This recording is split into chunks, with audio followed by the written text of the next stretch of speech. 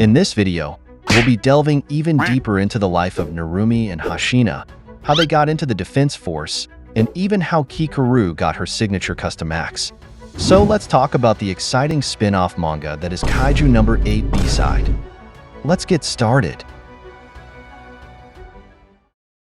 In a room at the Defense Force Base, Hoshina is practicing with his blades, and we can see his skill here. While training, he recalls his father's words about giving up on the Defense Force because the era of blades has long been over. He also remembers the words of one of the Defense Force officers, who said that his unleashed combat power for sharpshooter weaponry was low, and that it simply wouldn't suit the modern era, so they suggested he should give up. They said more giant-class kaiju are appearing nowadays, and he's bound to die if he only uses blades. They claim they were telling him this for his own good, and that he should forget about fighting on the battlefield, and instead apply his sword-slaying techniques as an instructor. Shortly after, Hoshina finished his training. In the next scene, we move to the time when the 3rd Division faces their very first outing, where they're fighting against large mushroom/crab-like kaijus. It appears that Hoshina is watching the recording of this event, and he's pleased because they're performing well there. After that, he leaves his office, and suddenly reporters from Metro TV call out to him, saying they're there to cover the rookies who joined the 3rd Division that year. Hoshina commends them and asks how the filming is going, to which they reply that everyone is cooperative, and they also ask if they can interview him. Hoshina scratches his head and says he's been through that before, so the reporter explains that they want to ask him about the rookies. They say all the officers of that year seem capable, and they were also impressed by Kikoru's training yesterday.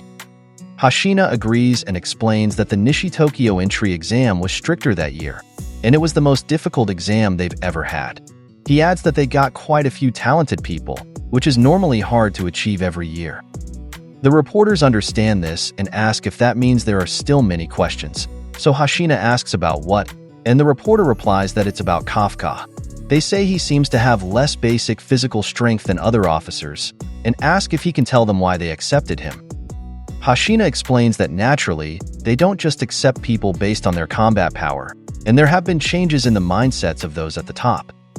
So, if he were to give one reason why they accepted Kafka, it would probably be comic relief. The reporters are puzzled by his answer, so he explains that they could also call it novelty, because objectively, Kafka is very entertaining with his rashness, silliness, and whatnot. He says he's never seen anyone with 0% unleashed combat power before, and despite his lack of necessary physical capabilities, he has a lot of spirit, which leads to him running to active kaiju sites without any idea of what he can actually do. The reporters comment that his evaluation seems a bit harsh. Hoshina adds that his point is that he doesn't dislike dummies like that, so the reporters ask why again. Hoshina thinks for a moment and answers that he's met someone like that before who did all sorts of things like a madman, even when most people told him to stop and give up.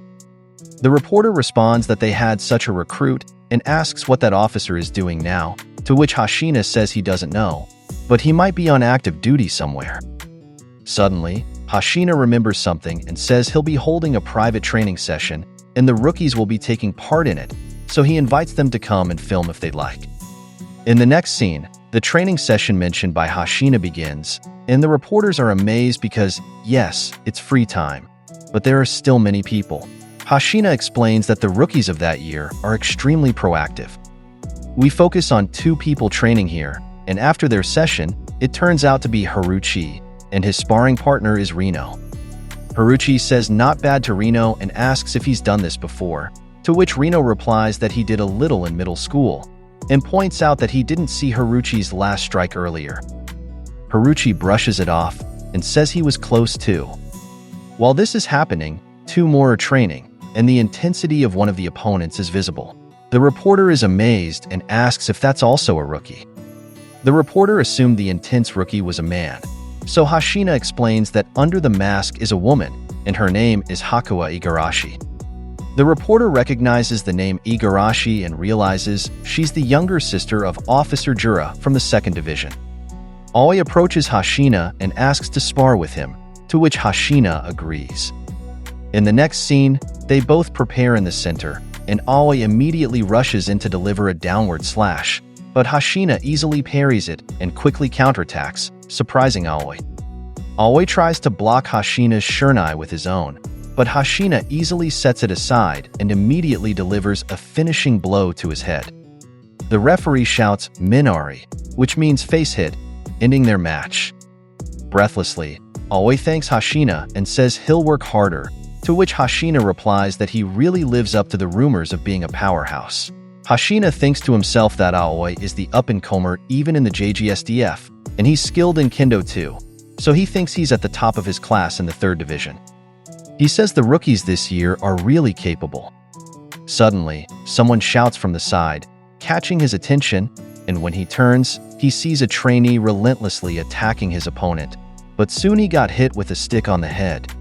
The guy who hit him was Aharu, who shouts that what he did there was his sure kill Aharu blade, and he boasts to his opponent, asking what he think of the power of his downswing. It appears that Kafka is his opponent, and he's irritated because Aharu didn't even give him a chance, so he points out that believe it or not, he was already doing that, and says it seems Kafka really has no experience there. Kafka replies that he hasn't practiced Kendo, and scratches his head because everyone there has practiced, commenting that it seems like everyone who tries out for the defense force has also practiced martial arts. Reno assumes that because he has no experience in Kendo, he might have chosen Judo, to which Kafka says he doesn't know that either. So Reno is puzzled and asks what he was required to take, which further confuses Kafka. Weren't they required to take Judo or Kendo in middle school? Reno asks, so Kafka questions what they mean. Hoshina approaches them and explains that the government's revision of the curriculum made martial arts a required subject, which is why all the rookies in that batch have experience except for Kafka. This leaves Kafka speechless and unable to believe that the generation gap extends even there. He's irritated and says this means he needs to train even more, and immediately asks Hoshina to teach him too, wanting a match. This causes a chain reaction with Reno and Aharu also wanting to spar with him, to which Hoshina agrees and lines them up in order. Soon after, Hoshina easily defeats them all, and afterward, they tell him to focus more on basic training. The reporter is amazed at Hoshina, saying no one there comes close to his skills with blades, and they expect nothing less from a member of one of the most prominent kaiju-slaying families in Kansai. When they mentioned that, they also asked if Hoshina didn't enlist in Kansai, to which he agreed and said he transferred there because he was scouted by Mina.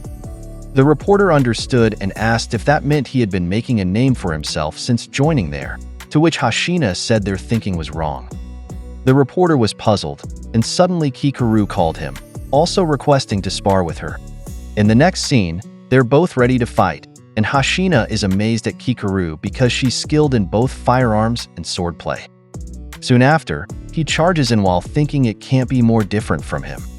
While this is happening, we suddenly flashback, and Hoshina begins to explain that it all started when he wasn't yet affiliated with the Tachikawa base. Upon arriving there, he thought he went there for a meeting about their Goodwill Kendo match against the 3rd division to be held within a month, and he commented that it had been a while since he last went to Tokyo. Soon after, he went to the Kendo training area and paid his respects to their sensei there. The sensei suddenly said that he couldn't move like he used to, so he was planning to step down as an instructor soon, and he suddenly asked what Hoshina thought about it and that he would be a big help if he replaced him. Hoshina laughed at this and said he'd think about it. After that, Hoshina explained that he had been asked countless times if he could become an instructor. Everyone recognizes his skill with the sword, but it's not suited for practical use. That's the Defense Force's evaluation of him. Both his father and superior officer recommended that he just become an instructor, and basically, they were telling him to stay away from the front lines. However, he admits he's stubborn and headstrong. While walking in the hallway, an assistant suddenly called out to him, saying Mina was calling him to her office, so he wondered why she wanted to talk to him. He immediately went there and thanked her for putting him in her schedule even though she was busy. He paid his respects to Mina, who introduced herself to him, and she appreciated him coming there. Hoshina was happy to do so, saying he wasn't doing anything anyway, and he was just planning to do some sightseeing in Tokyo before going home. He asked what Mina wanted to talk about, so Mina explained that she had seen him before at joint training, and she just watched from afar, but she thought his sword technique was amazing. Hoshina thanked her but wondered why she was praising him. Mina pointed out that she heard he was a blade specialist, and he agreed while thinking she would tell him to give up. However, it was the opposite of what he thought, and she said she needed his abilities and offered him to join her force. Hoshina's eyes widened when he heard this, and Mina added that they couldn't overlook the possibility of having powerful miniature-sized threats, and in fact, she was useless when it came to using bladed weaponry like Hoshina, and she was so inept at it that she even avoided using kitchen knives. This left Hoshina speechless, and he thought that kitchen knives were a different matter. Mina asked Hoshina if she could rely on him to clear a path for her when she needed to shoot a thread. Hoshina stared at her, thinking that no one had ever said that to him, not even his father. He thought that everything might change if he helped Mina, but he quickly brushed it off, thinking not to take it at face value and that it was just lip service, and if he agreed, he'd just be laughed at.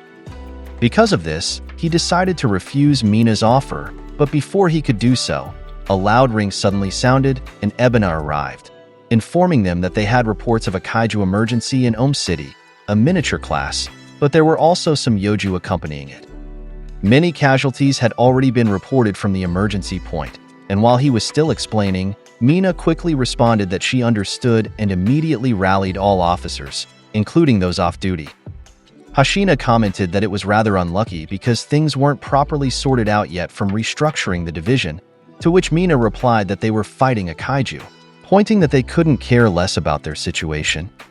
Mina quickly made a call, and while she was talking to someone, Hoshina suddenly said he could go to the site if she wanted, which Ebina overheard. He was agitated when he asked if he wasn't the man who was there on a business trip, and he knew he was part of a different division. Hoshina said he brought his suit and weapons, and he thought he could help kill at least the yoju. As Ebina was about to argue, Mina suddenly called Hoshina and said that as the captain of the 3rd Division, she would be happy to request his help. She also said she'd make sure to inform his division, while Ebina, bewildered, asked if Mina was sure because it was a delicate operation based on the estimated fortitude of the kaiju. Mina explained that Hoshina was a close-quarters combat expert, so she was sure he would be of great help to them. She then asked Hoshina if this was correct, to which Hoshina agreed and explained that when it comes to neutralizing miniature kaiju, there was no one who can come close to him. In the next scene, Hoshina is in a cargo truck reading a book, and suddenly Ebina calls him and asks if he seems too relaxed. Hoshina replies that he'll put it away if it bothers Ebina, and that it's just his little routine, which causes Ebina to shiver. Hoshina thinks he might get scolded, but Ebina just takes a deep breath and says that routines are always important, so he should make sure to do his rights, to which Hoshina agrees and thanks him. However, as he continues to read, Ebina keeps looking at him, so he closes his book and asks what their platoon leader's problem is. Ebina comments that he's heard the name Hoshina before, and he's also heard that they're a family of kaiju slayers, and that their instructors always praise his sword skills. Hoshina is flattered, but Ebina adds that he's sure Hoshina is aware that times have changed. Although he appreciates Hoshina's help, he plans to make him just rearguard support, to which Hoshina says he has no intention of interfering, and he just wants to do what he can. He thinks about what he can do, and points out that it's cutting down kaiju, and that thing is his proof of existence on the battlefield. In the next scene, they've disembarked in front of a building, and when Hoshina looks around, he comments that things seem to be starting over there. Ebina suddenly shouts that he'll remind them of their operation there, and he begins to explain that their targets are a lizard-type Hanju and some yoju. The yoju are emerging from the mountain region, and they don't know how many there are, and there are reports that they're ravenous, so they should be careful. Their duty is to stop the yoju that the previous platoon failed to kill in Zone Lima. After that, he shouts not to let even one escape, and his soldiers roger back loudly. Hoshina stares at the guns his companions are carrying, and thinks that he seems to be the only one with swords there, and year after year he feels more like an outcast. Suddenly, their assistant in the control room informs them that he's confirmed a yoju emergence in the south, so Ebina and his team immediately rush forward. The assistant says they're only 500 meters away, and there are 4 of them. When they arrive at the railway, They wait for them to come out, and soon the lizard-type kaiju emerge and quickly run towards the defense force. Hoshina comments on how fast they move, while Ebona loudly orders to target their heads. They immediately rain down a barrage of bullets, which continue to hit various parts of the kaiju. Ebona orders them to continue the attack, and his companions do so, and soon one falls. As the kaiju continue to run closer to them, Hoshina notices that one of them suddenly jumps off the train tracks, so Ebona quickly reports to their other companions that they failed to kill one kaiju. And just as he's about to say that the Matsuura platoon will handle it, Hoshina suddenly jumps to follow the kaiju and says he'll take care of it. Ebona tries to stop him, but he quickly jumps from house to house beside them to catch up with the kaiju. Soon, Hoshina catches up with the kaiju on one of the roofs there, and they face each other. He notices that this lizard-type kaiju has no teeth, so he comments that it looks like it never needs to go to the dentist, and that seems nice. The kaiju suddenly lunges at him, so he matches its charge. They cross paths, and the kaiju falls onto the wood behind them, and Hoshina's sword is already out. As the kaiju stands up, Hoshina comments that it seems what he did there was okay, and it turns out he's managed to cut off the kaiju's head with remarkable speed. He immediately reports to Ebona that he's defeated the Yoju, who praises him and informs him that they've also neutralized the others, so he should return to the squad, and he agrees. Hoshina smiled and commented in his mind that he knew his power, the Hoshina power, still worked. Suddenly, he heard a barrage of gunfire to his side, and when he turned, he saw the giant lizard-type kaiju close to him, and he thought that was the Hanju that Mina would handle. Someone informed them that a Yoju had escaped into Zone L, so they should be alert. Soon, he noticed the Yoju they were referring to, so he quickly told them he was close and heading towards that kaiju. He immediately jumped from building to building to reach it, and he noticed this kaiju was larger than the others. When he faced it, he quickly prepared, while the Yoju suddenly planted its tail and feet on the ground. It stood up like a human and seemed to be preparing to attack. Suddenly, the monster's neck expanded, which surprised Hoshina. Soon after, the kaiju suddenly released an extraordinary breath attack, directing it all around him. Hoshina managed to dodge the kaiju's attack, and he quickly noticed that the part of his armor that was splashed by its attack was melting. He observed his surroundings, and there he realized that the kaiju was releasing acid, and Ebona quickly got his attention to explain that the matured ones with fully developed collar organs are said to be able to discharge highly acidic saliva, and apparently, they store their saliva in their collars to dissolve what they eat. Its range is said to be 20 to 40 meters. Hoshina's seriousness in this situation is evident, and the monster quickly released its acid attack again around the area, so Hoshina moved again. As he approaches the kaiju, he thinks that even though it's facing projectiles, he still has a way. He quickly jumps from building to building and soon reaches the side of the kaiju's face. As the kaiju is about to turn to him, he comments that it's too late because the monster is now within his range. He immediately uses his number 1, air slicer, and it solidly hits the kaiju's neck. However, Hoshina sees that it's still conscious, so he also notices that he didn't finish it and wonders if the fat in its neck is really that thick. While he's still in the air, the monster prepares to release another acid attack, so he thinks his situation isn't good here. Fortunately, Ebona and his platoon arrive, and he immediately orders them to attack the kaiju that Hoshina is facing. Because of this, the kaiju doesn't continue its attack, and Ebona informs his companions that its core is inside the pharynx, so they should focus their attack there. Soon after, the neck of this lizard kaiju suddenly swells, and it explodes intensely, causing its face to be destroyed. Hoshina just stares at this while watching the kaiju fall.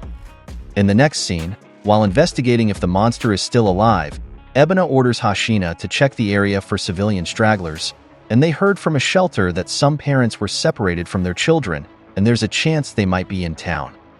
Just as Hoshina is about to say he can still fight, Ebona quickly says he's seen what he can do. He says what he did there was good, but he's not suited to face such kaijus, which visibly annoys Hoshina. Ebona explains that they need the right person for the right job. After that, he says they have reports that slowing down their movements using freeze rounds and then unloading burst rounds against them is effective, and if he sees any Yoju, he should just inform them. Hoshina agrees, and he thinks here that he has lived with the sword for a long time. He remembers again what his father told him, that the era of blades is long over, and thinks that if they take away his blade, what will be left for him? In the next scene, we see that Mina has managed to destroy the upper part of the Hanju lizard Kaiju's head, and Ebona comments that they fought more than they anticipated, and they were almost in trouble because they ran out of freeze rounds. Hoshina stares at the surroundings and thinks that the 3rd Division did a good job here, and he agrees with Ebona, adding that their captain Mina is also amazing. Concern seems visible on Ebona's face when he hears this, and he says it's not without a certain issue. This puzzles Hoshina, and suddenly Ebona and his other troops look slumped, so Hoshina asks if there's some sort of grave concern about Mina. Ebona nervously agrees with him, and with great difficulty says that Mina is a catastrophically bad cook. Hoshina is puzzled and says this wasn't the topic he expected from their grave looks, to which Ebona shouts that it obviously is grave. Terrified, Ebona explains that they had a camping drill in the mountains, and the other officers made curry, but the squad with Mina experienced hardship. She allegedly tried to throw all the vegetables into a pot without even cutting them. Hoshina asks if anyone would really do that, so Ebona shouts again that Mina indeed did. It's not about being ditzy, but Mina really can't help herself because she can't use a knife. Once, they even tried to make her hold one, but it ended in a total disaster, and they thought someone might die, so Hoshina asks what happened there. Ebona and the others told her that if she couldn't use a knife, they'd appreciate if she could peel the vegetables using a peeler, and when they did that, Mina seriously told them that she couldn't use bladed weaponry, so they just cried there, while Hoshina is speechless, wondering if a peeler counts as bladed weaponry. As Ebona continues to explain what kind of person Mina is, one of his troops quickly stops him, and as Hoshina watches this, he thinks that Mina seems to be truly loved. After seeing that the area is clean, Ebona orders them to return to the tent base, and it seems there are no Yoju left. While walking, Hoshina hears something to his side, and when he turns, it's a boy holding a puppy, and he comments that there's still someone hiding. Ebona says that must be the kid that the shelter put a search request out for because he notices that his features and clothes match the description, and Hoshina thinks that maybe he chased after his runaway dog, and it doesn't seem like he's hurt. He reassures the boy not to worry, that he did well, and asks him to come closer. The boy tearfully agrees, and as he's about to approach them, the puppy he's holding suddenly starts barking repeatedly, and as he's looking at it, Hoshina's eyes suddenly widen, and someone suddenly reports to them that something is happening in Neutralization Zone L. It turns out that Hoshina saw another lizard-type kaiju behind the house where the boy is. The boy tried to run towards them, but unfortunately, the monster caught up with him and managed to eat him right in front of them. Hoshina is horrified by what he saw, and he quickly rushes to try and save the boy. The kaiju stops him from running with its acid breath, and it quickly runs away from all of them. They tried to shoot the kaiju, but they couldn't stop it. Due to the speed of the events, only now does their assistant give the full information that in Zone L they've confirmed a Yoju emergence, so they should be careful. When Hoshina is about to chase the monster again, Ebona quickly stops him, so he shouts at them not to hold him back. Ebona explains that they're out of freeze rounds, so the odds will not be in their favor if they face it, so they should just wait for another platoon to arrive. Hoshina then asks what if something happens to the child eaten by it before the backup arrives. Irritated, Hoshina says they need to go there right now, but Ebona also shouts that he won't allow it, so Hoshina angrily asks why, and Ebona answers that it's because he can't defeat it. Hoshina's eyes widen when he hears this, and he turns to Ebona. Ebona adds that the kaiju is considerably large for a Yoju, and it'd be too much for Hoshina to handle. He won't send one of the officers he's responsible for into a no-win fight. Because of this, Hoshina shouts, asking if that means he doesn't care if the child dies, to which Ebona also shouts that of course he cares. Ebona's frustration is visible as he restrains himself, knowing he can't send Hoshina there and they can't do anything. As Hoshina turns, he sees Ebuna's expression, so he thinks that Ebuna has just witnessed a citizen being attacked by a kaiju firsthand, so there's no way he doesn't feel frustrated. But he also calmly assessed the situation and determined what they could do to help. There he understood why Ebuna is idolized by his subordinates. Soon after, Hoshina calmly says he understands Ebuna's order, but he still requests to be allowed to leave. Just as Ebuna is about to get irritated again, someone suddenly calls Hoshina, and he notices it's Mina. Mina explains to him that she can fight the one they're chasing after they finish in their area. She asks them if will that be too late. Hoshina says it would be difficult because it's a race against time. Mina then seriously asks him if he can take down that kaiju, to which Hoshina falls silent for a moment, but he quickly says he knows he can save that child. Hoshina apologizes to Ebuna and immediately runs to chase the kaiju. He quickly jumps from rooftop to rooftop, and as he chases it, he remembers his words that he also wanted to become a strong officer like his daddy. When he said that, his father gave him a head pat. He explains that his father used to be a defense force officer, and he had defeated countless kaiju using his top-notch sword skills, which even led him to the rank of platoon leader. But after joining a certain neutralization operation, he retired and became a sword-slaying instructor, even though he wasn't severely injured. One day, he told his father that he wanted to become a defense force officer, and he expected to be given a head pat again like he always did, but instead, he was called to the tatami room and told with a melancholy expression to give up on his dream, because he couldn't protect anyone using just blades in that era. He explains here that he couldn't ask what happened in the last operation, and the expression on his father's face at that time seemed to say it all. The defense force now focuses more on firearms, and you can take down various types of kaiju using the right ammo like burst rounds, freeze rounds, and electric rounds in the right situation. Using the ability to attack from a safe range, mission casualties have decreased compared to the days when they used close quarters combat. He knows better than others that the era of blades has long been over, but even so, that's all he has.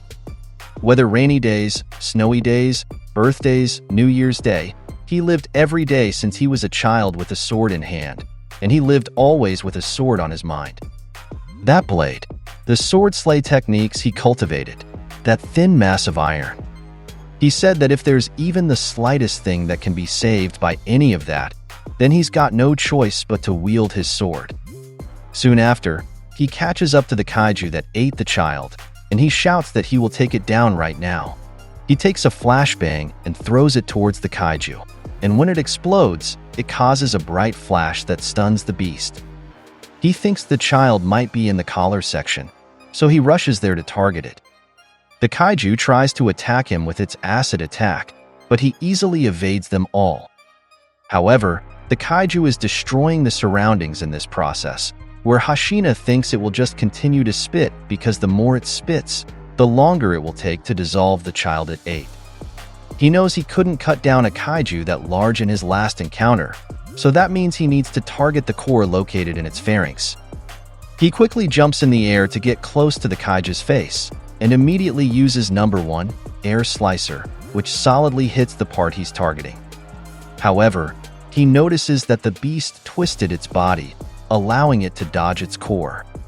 Hoshina comments in his mind that the one he's facing here is not like other yoju, and given how it's moving around, it seems to have acquired a certain level of intelligence.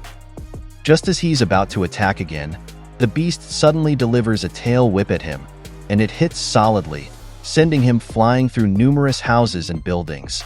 He tumbles here, but he still manages to stand up. However, he suddenly falls to his knees and blood starts coming out of his nose and mouth because his suit is on the verge of overheating. He knows that because of this, he won't be able to move as fast as before. It appears that the kaiju he's fighting is now in front of him, and as it stares at him, he decides to just stop. The kaiju bites him and lifts him in the air to shoot him into its mouth. Soon after, Hoshina is quickly swallowed by the kaiju he's facing. After that, we are shown that a drone captured the event of the kaiju eating Hoshina, and while Hoshina is inside this beast, he again remembers the words to give up on his desire to become part of the defense force.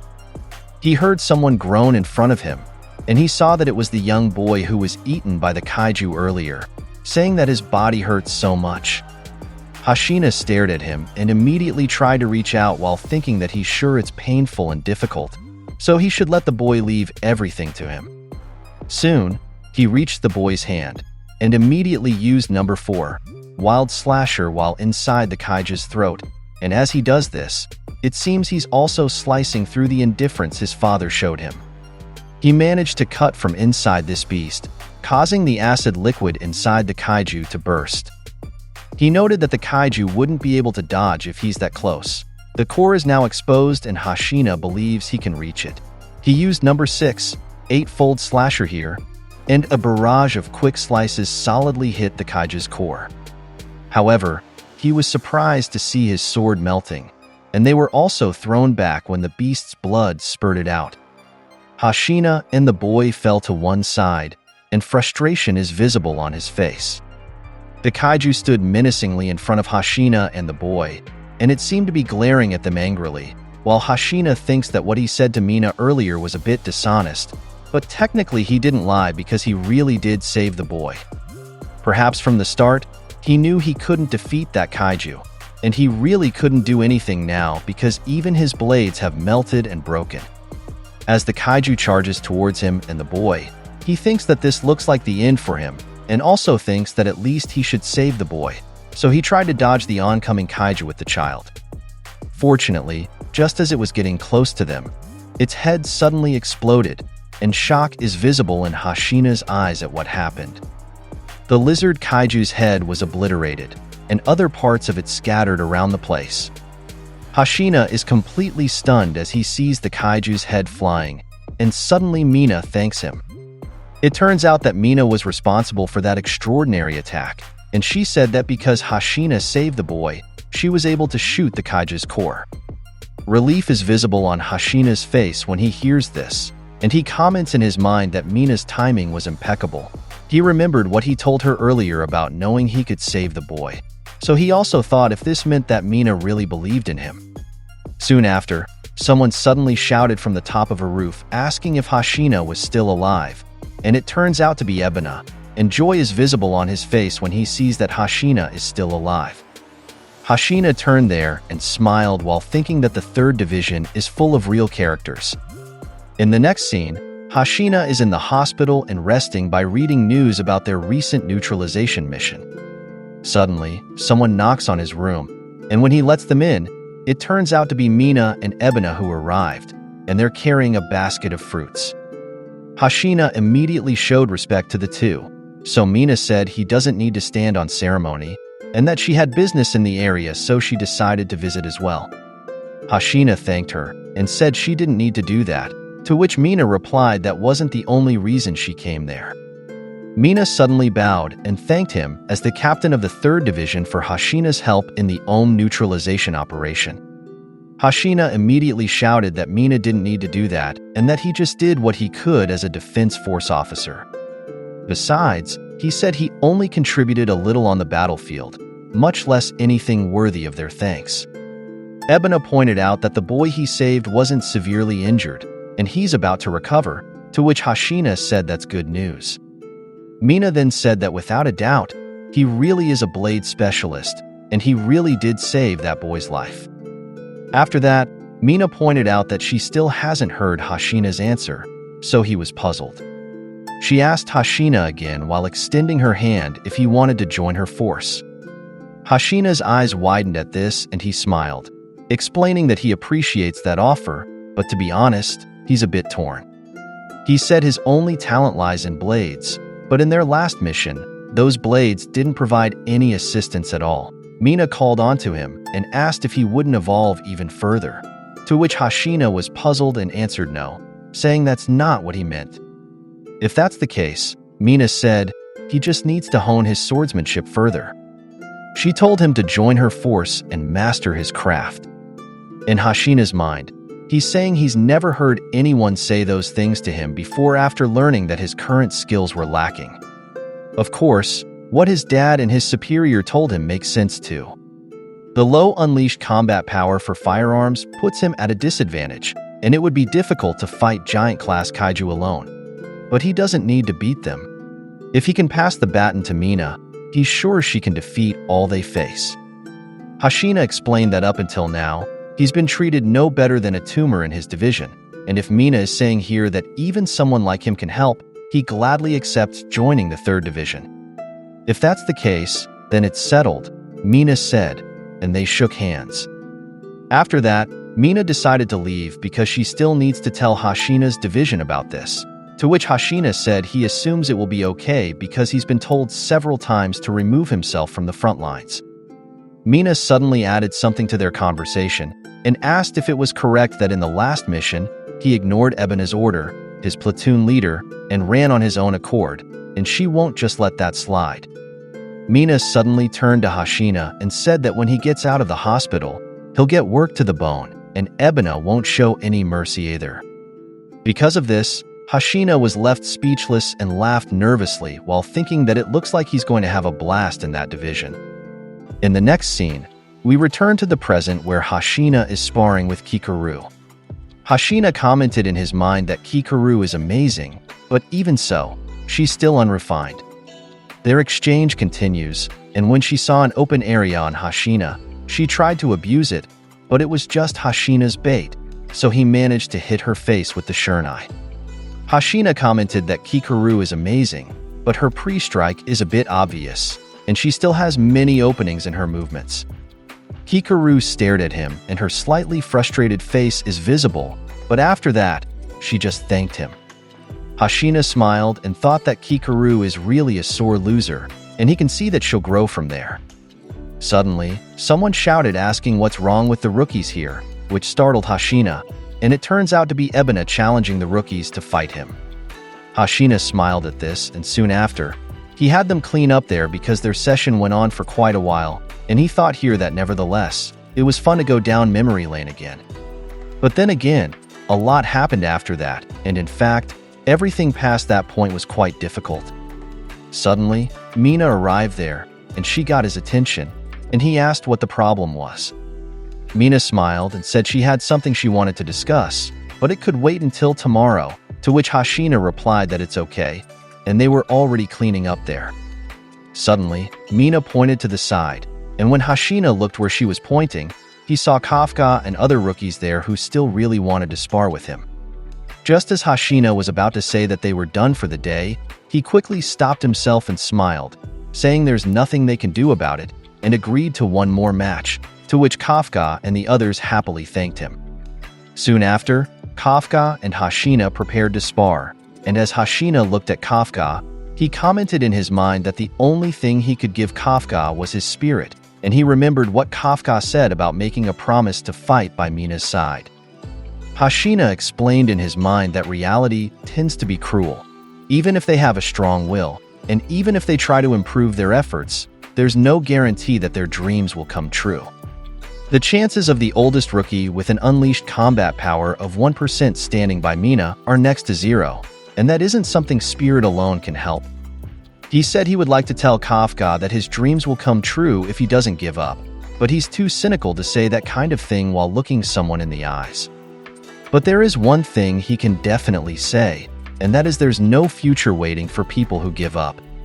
Even if your chance is almost 0, as long as you don't stop, you can get closer to the destination you're reaching for one step at a time, even if you're moving as slow as a snail. After that, he looked at Kafka and told him to show him what he's capable of, and he called him Little Fledgling. In the next scene, we move to Metro TV's interview with Kikoru. The reporter said that it's been over 2 months since she joined the 3rd Division and asked how she fared in her first mission in Sagamihara.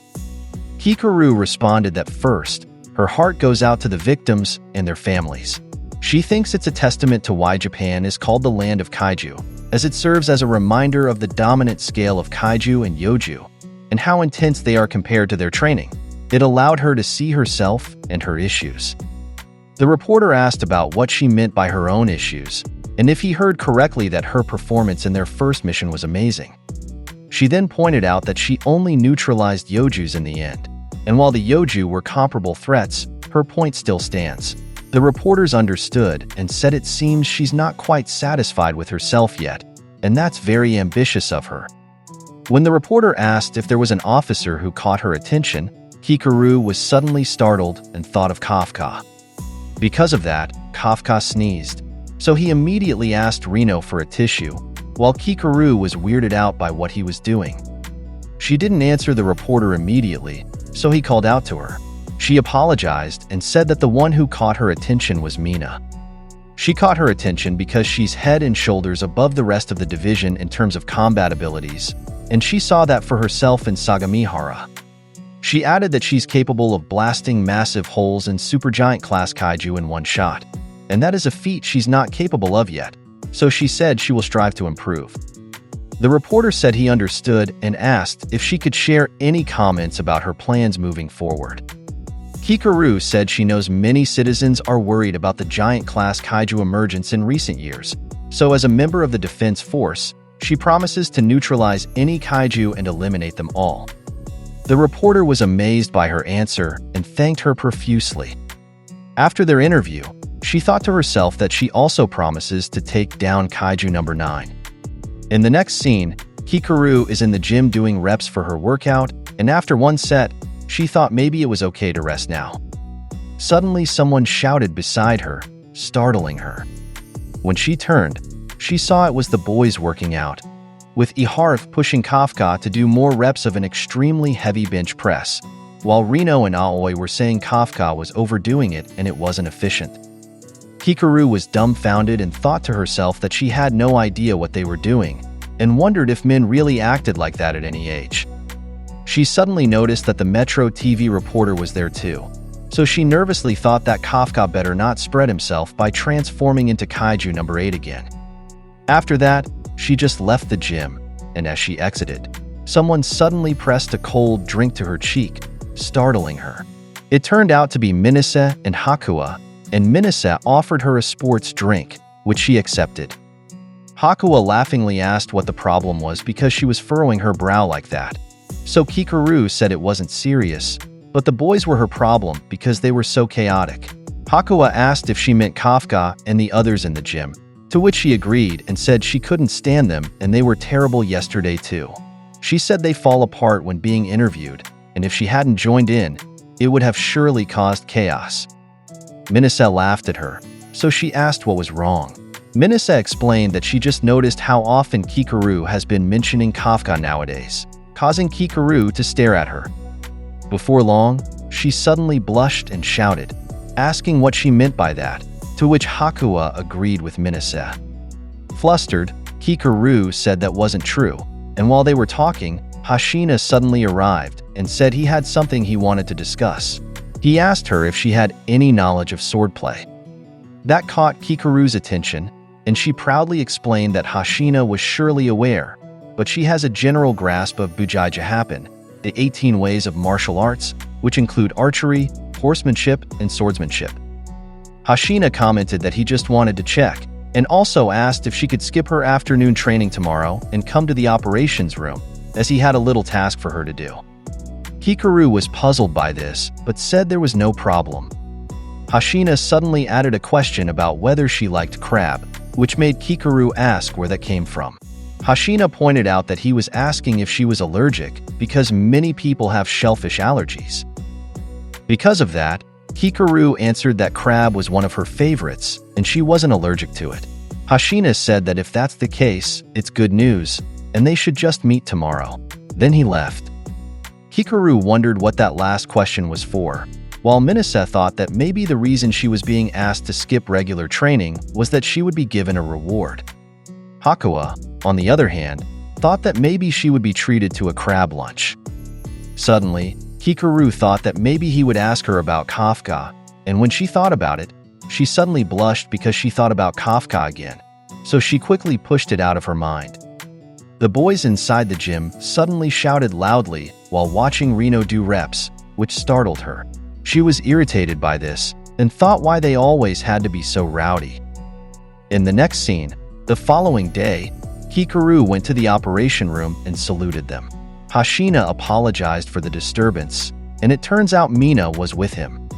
They were in front of a table with a large case on top of it, and Kikoru asked what it was. Hoshina told her to just relax and listen, assuring her it wasn't bad news. When Kikoru thought it was really about Kafka, Hoshina suddenly said they were going to give her a custom weapon, which made Kikoru's eyes widen. She thought to herself that it was good they didn't ask about Kafka. Kikoru asked if those weren't only given to captains, to which Hoshina explained that generally, yes, but they make exceptions based on the situation. He told her not to worry because they base it purely on her ability, and they're not deferring to the fact that she's the daughter of the Defense Force Director General and the former 2nd Division Captain.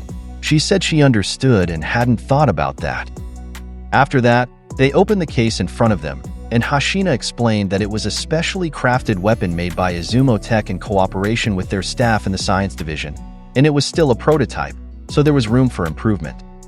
Soon, a sword resembling Cloud's Buster Sword was revealed, so we'll just call it Kikoru's Buster Sword, and this was her custom weapon. Kikoru's amazement was visible when she saw it, and Hoshina asked if she liked it. Mina said it didn't matter at this point whether she liked it or not, and Kikoru needed to use a weapon to be sure. Hoshina asked if Kikoru could go to the training area, to which Kikoru happily agreed. She noticed that the news crew was there too, so she asked why they were there.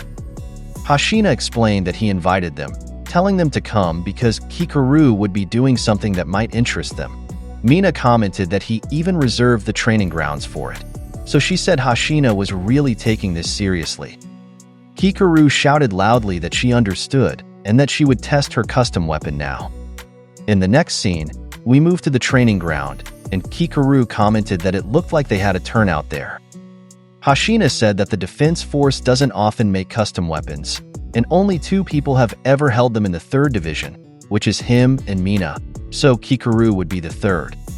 Before long, Kikoru prepared and brought out her Buster Sword while thinking that was right, and it meant they had high hopes for her, so because of that, she needed to meet those expectations. When she tried to swing her sword, she was surprised that it was lighter than she expected given its size. Suddenly, Okanaji showed off and said she could explain it. She explained that the sword was crafted from the shell of a reptilian kaiju that emerged in Hamamatsu last year, and they said that even Izumo Tech had a tough time crafting it, but in the end, they were satisfied with the tough yet lightweight final product. After that, an assistant informed her that they would start their training, and he counted down from 10 to 1. When he reached 0, Kikoru immediately jumped high. When she saw a target suddenly appear on a roof, she quickly propelled herself using the wall of a building and the nozzles of her sword, and because of that, she easily destroyed it. When she landed on the side of a building, the landing spot cracked, and another target suddenly appeared on another building, so she jumped powerfully to reach the other target. Using her extraordinary strength and speed, she easily sliced that target. While using her new weapon, she commented in her mind that it was as light as a bird's feather. She continued testing it, and while doing so, she thought to herself that it was an outrageous weapon. After hitting the last target, she landed in front of the spectators, and when she asked Okanaji for the results, she said she took 1 minute and 3 seconds, and her estimated unleashed combat power was 57%. The amazement was visible on the faces of the spectators, but Hoshina suddenly noticed that Kikoru looked somewhat disappointed despite her good marks. Kikoru explained that while it was indeed easy to use, it felt somewhat inadequate if she were to be honest. No matter how hard she hit the targets, she couldn't gauge the performance of the sword. Mina suddenly asked Hoshina if it was correct that they released the Yoju they caught in Isahara into the training area, to which Hoshina agreed and said it was 3 Yoju and 1 Hanju. She also asked if they were done with the biological exam and uni-organ analysis on them, and she said their fortitudes were too high to be used in any entrance exams, but they might be suitable for Kikoru. Kikoru asked what level they were, so Okanaji said the estimated level of the Hanju at the time of capture was 6.2, to which Kikoru commented that it seemed perfect. Hoshina then said that if that's the case, he'd pass it on to the relevant departments first, and he asked Okanaji for help. After that, Mina told Kikoru to charge in and show them what she could do, to which Kikoru loudly replied Roger. In the next scene, we move to another training ground of the defense force. Inside the control room, Mina called Hoshina, so he asked her what the problem was.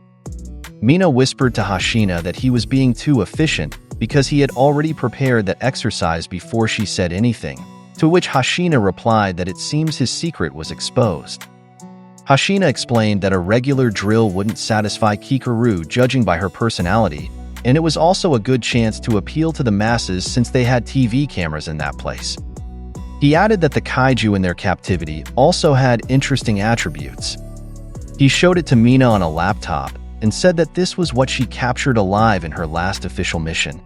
He explained it was slow and not aggressive, so it was easy to catch, but neutralizing it was a different story. Because of that, Mina sarcastically said how thoughtful he was to give that to Kikoru, and when he asked if that was a compliment, Mina seriously said it wasn't. After that, Hoshina spoke to Kikoru through a mic and asked if she was ready. We can see Kikoru stretching inside a cargo truck and saying she's ready. Suddenly, Kikoru noticed something big inside the cargo truck, so she asked Hoshina what that large case was. Hoshina explained that it was another weapon made by Izumotech as a prototype, and because it was so far from the specifications they asked for, they kept it in cold storage. Because of that, Kikoru thought it was a failed project.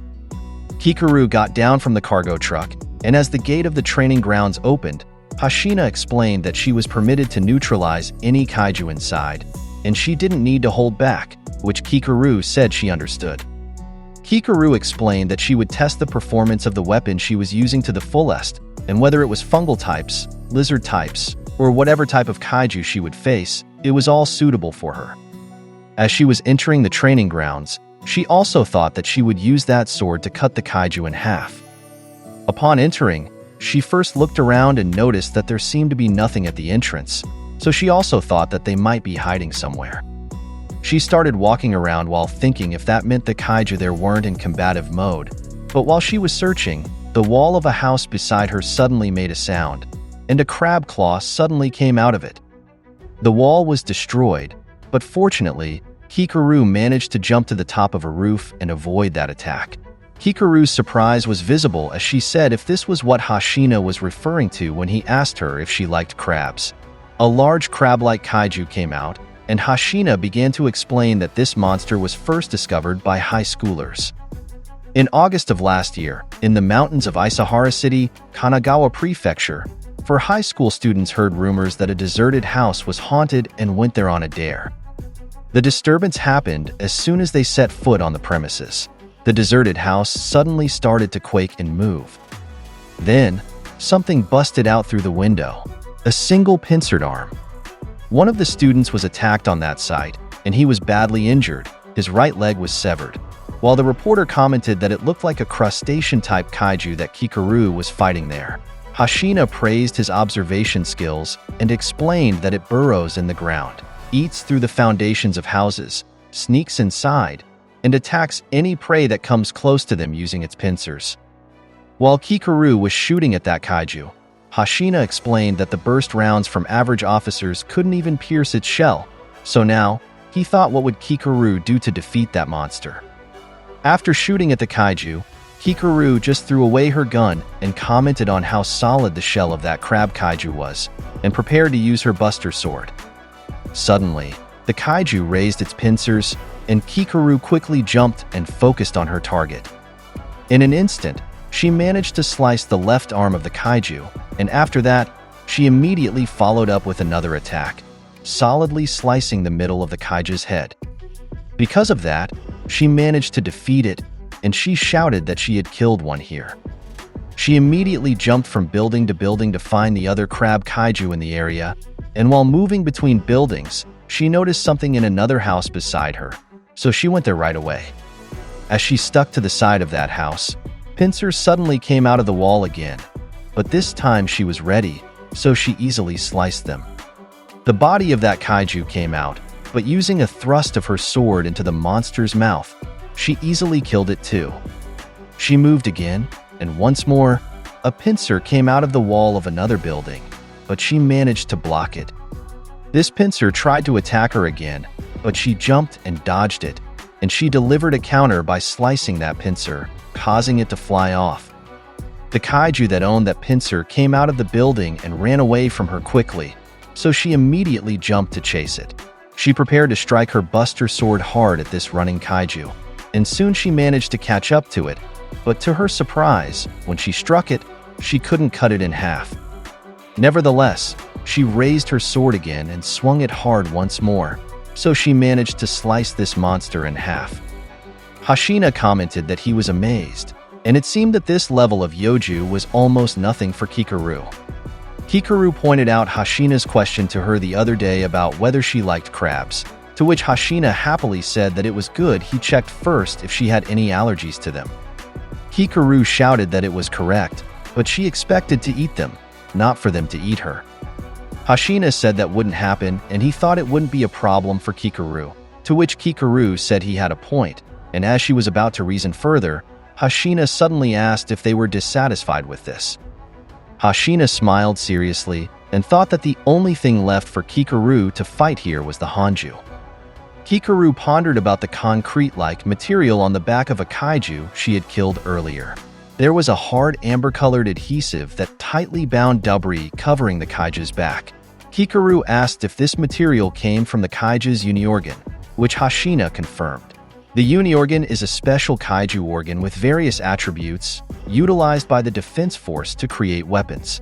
This particular uni-organ produced an adhesive liquid on the kaiju's back, which quickly dried and congealed when expelled and exposed to air, creating a strong armor along with cement from building debris.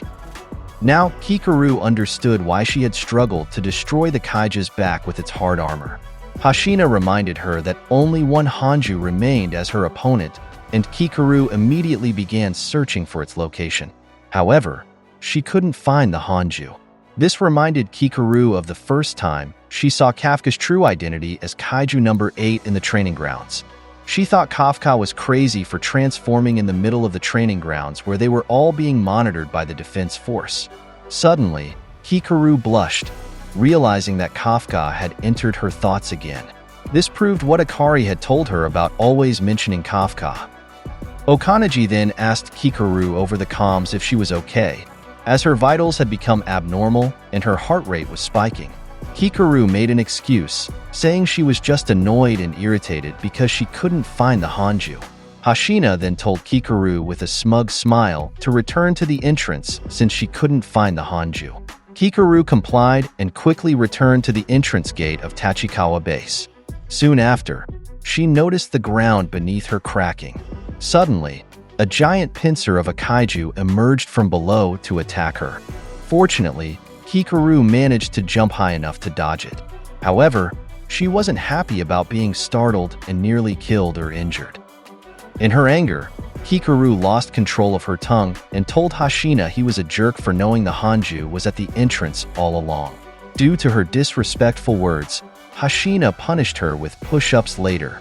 The Hanju enemy finally emerged from underground, facing Kikoru, who was now content that she didn't have to continue searching. Kikoru quickly seized the opportunity for a preemptive strike using her combat power full release. She jumped high and raised her equipped buster sword to deliver a powerful slashing attack downward on the crab Hanju's head. However, the blade merely grazed it, producing a ting sound as if the Hanju's armor was as hard as steel. As Kikoru landed, she quickly bounced back up to attempt another attack, but the Hanju managed to block it with its left pincer and flung her far away. While in the air, Kikoru couldn't believe this and became angry at the Hanju for being such a formidable opponent with an incredibly tough shell. Hoshina realized that even Kikoru couldn't chop the Hanju with just one slash. According to Okanaji, unlike smaller Yoju, the shell of the giant Hanju was several times thicker because its uni-organ could produce more liquid. Even a platoon officer would struggle to break through the shell covered in asphalt. This prompted the reporter to ask Okanaji and Hoshina what methods they thought would be effective against the Hanju. Captain Mina provided an answer, saying that this Hanju had weaknesses, and Hoshina mentioned that the first thing that came to his mind was targeting its joints. In fact, to capture this Hanju, that's exactly what he had instructed his officers to do. The reporter then asked Hoshina if that would be the method he would use if he were in Kikoru's situation, but Hoshina simply said no. He stated that he would just chop it normally using his twin blades. Mina criticized Hoshina's response, saying his neutralization method wasn't helpful. So, Hoshina asked Mina what her answer to the reporter's question would be. Mina replied that she would just use a cannon to shoot the Hanju's shell. Hoshina commented that Mina's answer seemed even less helpful. Okanaji then told the reporter that it was simply difficult to rely on their standards. Mina asked Hoshina if everything was going according to his plan. Hoshina questioned what she meant by that. Mina elaborated that if this were just a normal demo of a custom weapon, they wouldn't need to bring an entire truck full of weapons. But she knew that from the beginning, Hoshina thought Kikoru's Buster Sword might not work well. Hoshina just smiled and said it seemed difficult to avoid being figured out by Mina. Mina replied that it was easy to figure out Hoshina's ideas. Okanaji then asked why Hoshina had set up the test for Kikoru this way. Hoshina answered with a wink, saying that there are times when it's not good to rely solely on the weapon you're using, especially for someone like Kikoru who doesn't have much field experience. Kikoru also needed to learn how to integrate the right pieces of standard weaponry for fighting kaiju. Hoshina added that the transport truck also contained freeze rounds, and Kikoru's best course of action in her current situation would be to use those to restrain the Hanju's movements and hit it. But because Kikoru was still trying to face the Hanju head-on, her situation in the battle might worsen. Hoshina was curious about what move Kikoru would make now. However, Kikoru's face showed frustration as she still couldn't land a solid hit on the Hanju. Then, Kikoru suddenly noticed the transport truck behind the Hanju and remembered that it contained many weapons. She thought that Hoshina might have planned this because he wanted her to utilize standard weaponry as well. But Kikoru had second thoughts about this idea because she likened it to running away. Then Hoshina asked Kikoru if she was okay because it seemed like she couldn't control her anger. Kikoru, furious, charged at the Hanju while telling Hoshina she wasn't angry. But Hoshina replied that's exactly what someone who is angry would say. Kikoru's attack failed miserably this time as the Hanju managed to catch her Buster Sword. Kikoru was extremely surprised by this, and the Hanju struck her hard. The Hanju sent Kikoru flying towards the transport truck, and her body crashed into it violently, toppling the truck and spilling its weapons' contents. As Kikoru tried to stand up again, she worried about something she had been thinking about since the beginning of the drill. It was about the Buster Sword she was given to use. It was too light, so even though it was easy to use, it lacked decisive killing power. According to Kikoru, this wasn't her ideal vision for a weapon. Kikoru thought she needed a weapon with more weight. Then suddenly, a heavy, large metal box case fell from the truck, and Kikoru became curious about its contents. Kikoru approached it and remembered that Hoshina had mentioned to her that it contained a prototype weapon they had put in cold storage because it didn't meet their requested specifications. When Kikoru opened the case, she saw that the so-called failed prototype was a heavy great axe-type weapon, close to the weighty weapon she had been thinking of. Kikoru is now using the failed prototype great axe, and due to its weight, she's dragging it on the ground. Hoshina becomes worried for Kikoru and tells her not to use the axe, calling it a crazy idea. However, Kikoru argues that she needs a heavier weapon because her attacks with the Buster Sword lack strength and are always deflected by the Hanju. Hoshina explains that the axe was intentionally made heavy due to its gimmick and that Kikoru can't lift it at her current unleashed combat power level. He orders her to put it down. But Hoshina's words only make Kikoru more determined to use the heavy prototype great axe in her fight. Surprisingly, Kikoru manages to lift the heavy axe and charges forward with it. However, she drops it before getting close to the Hanju, and it crashes to the ground with tremendous force, causing Kikoru to slip and startle. The part of the ground where the axe landed is completely destroyed, and Kikoru is amazed by the power of the failed prototype. After regaining her balance, Kikoru wonders what she should do, as her current unleashed combat power isn't enough to wield the axe properly. She doesn't want to run away every time she faces a strong kaiju, nor does she want to rely on someone rescuing her like Kafka did. Tired of being a damsel in distress, Kikoru angrily picks up the axe again and faces the Hanju. Hoshina becomes angry because Kikoru continues to disobey his orders, and due to the dangerous nature of her actions, he decides to interfere with the drill. However, Okanaji stops him, pointing out that Kikoru's unleashed combat power is steadily increasing, which surprises Hoshina. Next, the Hanju drops the Buster sword to the floor, realizing he needs both pincers to fight Kikoru, who is now charging at him with the axe. Kikoru manages to jump high while carrying the heavy great axe, as her unleashed combat power has reached 60%. She delivers a clean slash that cuts through the Hanju's giant pincer, completely destroying it due to the impact of Kikoru's attack. Immediately after landing, Kikoru attempts to follow up with another attack, charging at the Hanju again and jumping towards a rooftop. As Kikoru leaps from the rooftop, Hoshina reminds her about a gimmick of the axe she's using. He instructs Kikoru to activate the trigger she'll find on the axe's handle, and she complies. While still in the air above the Hanju, Kikoru activates the trigger, releasing powerful electricity from the great axe. As she falls, Kikoru thinks to herself that she likes the taste of crab, but there's one thing she really hates about crabs. Next, Kikoru delivers an incredibly powerful attack from the air, using the force and weight of the great axe to one-shot the Hanju. The attack shatters the Hanju's entire shell and penetrates through its body, including its internal organs. Having defeated the Hanju single-handedly, Kikoru stands tall, wielding her new favorite weapon. At this point, Kikoru reveals what she dislikes about crabs. They're too difficult to eat.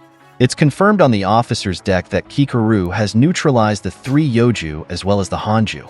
Hoshina can't believe that Kikoru has already mastered her new custom weapon, to which Mina responds that it seems this is indeed the perfect custom weapon for Kikoru.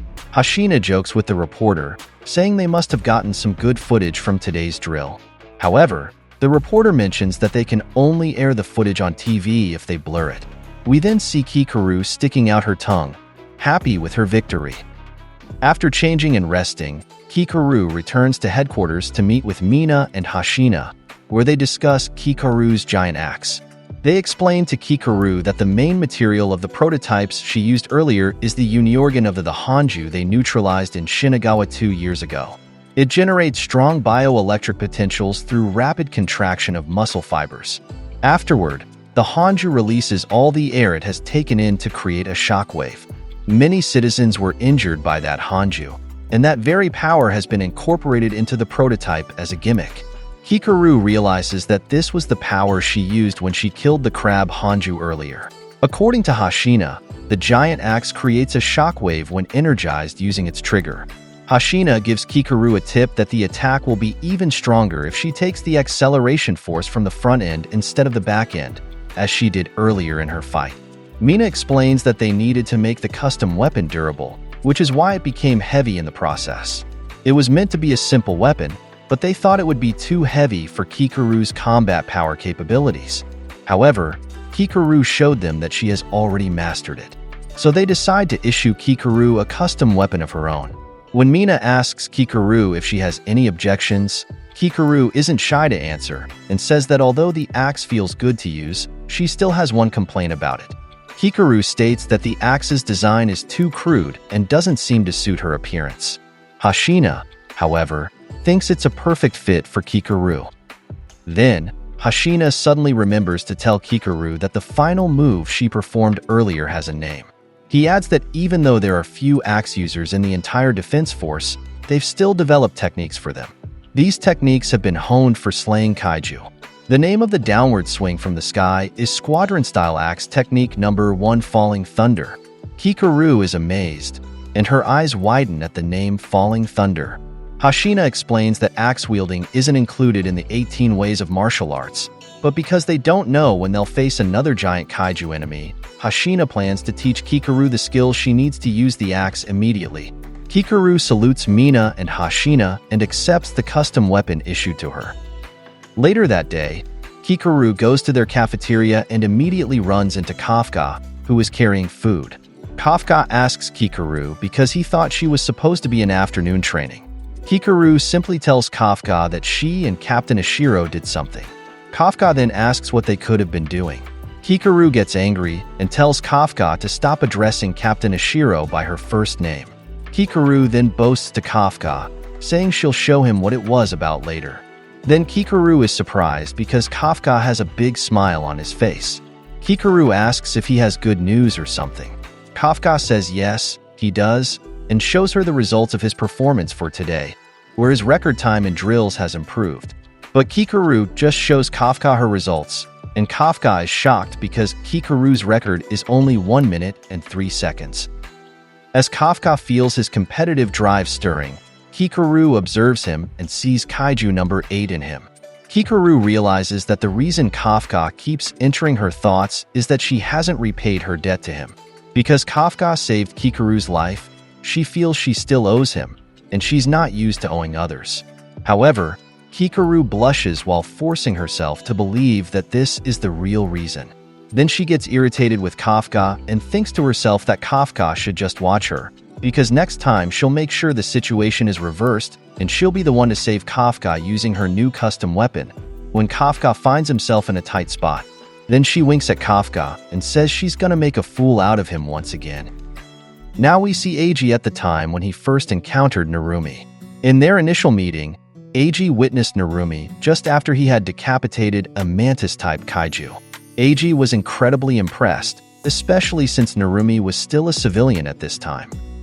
Back in the present day at the Ariaka Maritime Base, Narumi is fulfilling his promise to train Kikoru in the same way Isao trained him. We observe Narumi overseeing an intense sparring session between Kikoru and her partner Tachibana, one of the 1st Division's platoon leaders. Eiji visits the sparring session to check on Kikoru's performance. Another platoon leader from the 1st Division mentions that Kikoru gave him a tough time during their earlier sparring, and he indeed looks quite battered.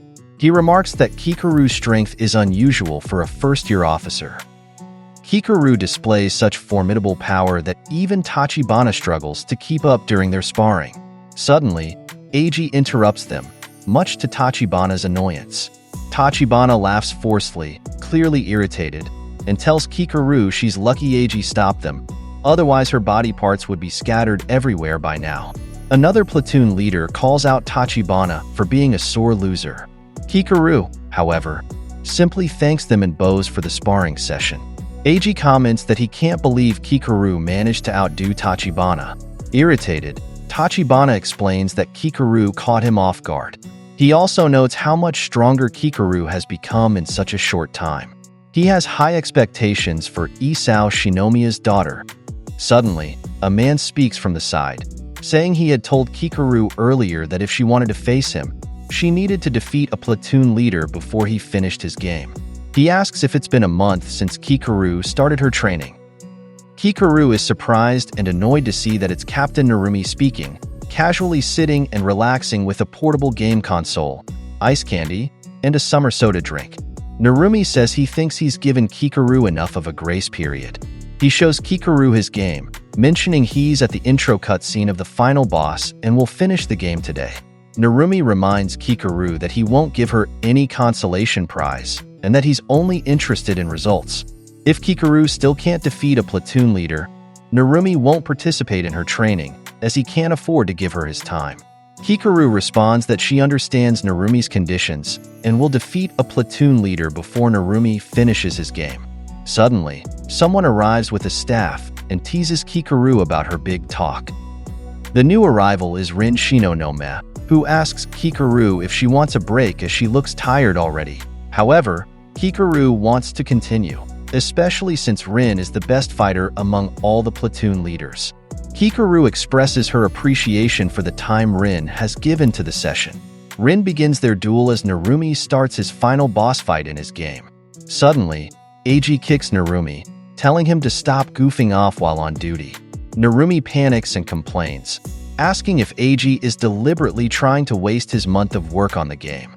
Rin and Kikoru are annoyed by Narumi's excuses as Eiji drags him back to the office, especially since Narumi has a backlog of work in his office due to his slacking off. Narumi makes excuses, saying he becomes inefficient when he sits in an office chair, so they need to reform their work methods. But AG points out that Narumi doesn't seem to have done any work, judging by the stack of papers on his desk. Narumi argues that he's just taking a short break and asks why AG has been so nitpicky with him since day one. AG is about to reply when he's interrupted by an incoming transmission on Narumi's comms. Narumi says something urgent has come up that he can't miss. After brushing off AG's hand, Narumi quickly runs away, leaving all his paperwork to AG and telling him to consider it an honor. AG gets angry, saying Narumi is just passing off work he doesn't want to do. So AG asks what the urgent transmission was about. Narumi says he can't tell AG, and if he's really Narumi's vice captain, he should be devoted to backing him up. AG gets angry at Narumi's words and asks who he thinks always shows up to meetings on Narumi's behalf. AG suppresses his anger and continues in his mind what he was saying to Narumi earlier before being interrupted. He thinks that since day one, Narumi has been a self-serving jerk and hasn't changed.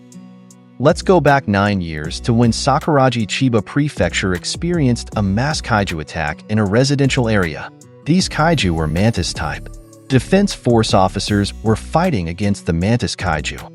One of the officers was nearly killed by a kaiju when AG suddenly arrived to block its attack and save him. AG then punched the mantis kaiju hard, sending it flying and crashing into a brick wall. He quickly aimed his gun at it and fired multiple shots. Its body was shattered, and the rescued officer was amazed. At this time, AG was still just a platoon leader of the 1st Division. AG reached out his hand to the officer he saved and asked if he could stand. The officer was inspired. Next, AG rounded up his officers and told them to stick together and not stop. Because of this, the entire squad cleared the area and defeated the kaiju with almost no casualties. Then, AG suddenly received a communication telling him to bring his entire squad from Area D to a designated point. An assistant from headquarters informed him that their drone had spotted a civilian child from the orphanage and that a yoju was approaching. AG wondered why the children hadn't been evacuated, but the assistant said that according to reports, this child had dashed out of the shelter after they had evacuated. AG was puzzled and speechless, and immediately headed to the location with some of his officers. But when they arrived, AG was shocked, thinking he was too late to save the child from the orphanage as a mantis kaiju was about to kill them. But in less than a second, the mantis kaiju was suddenly decapitated. As its head fell to the ground, it was picked up by a young man from the orphanage. We then see that the weapon the young man used wasn't a sword, but the sharp part of a pincer arm from a mantis kaiju. And we see that this is actually Captain Narumi from 9 years ago. Then AG received a transmission on his comms saying that the readings of all kaiju in their area, including the yoju, had been neutralized.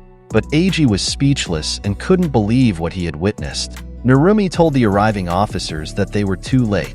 AG asked Narumi if he had killed the kaiju and how he had done it.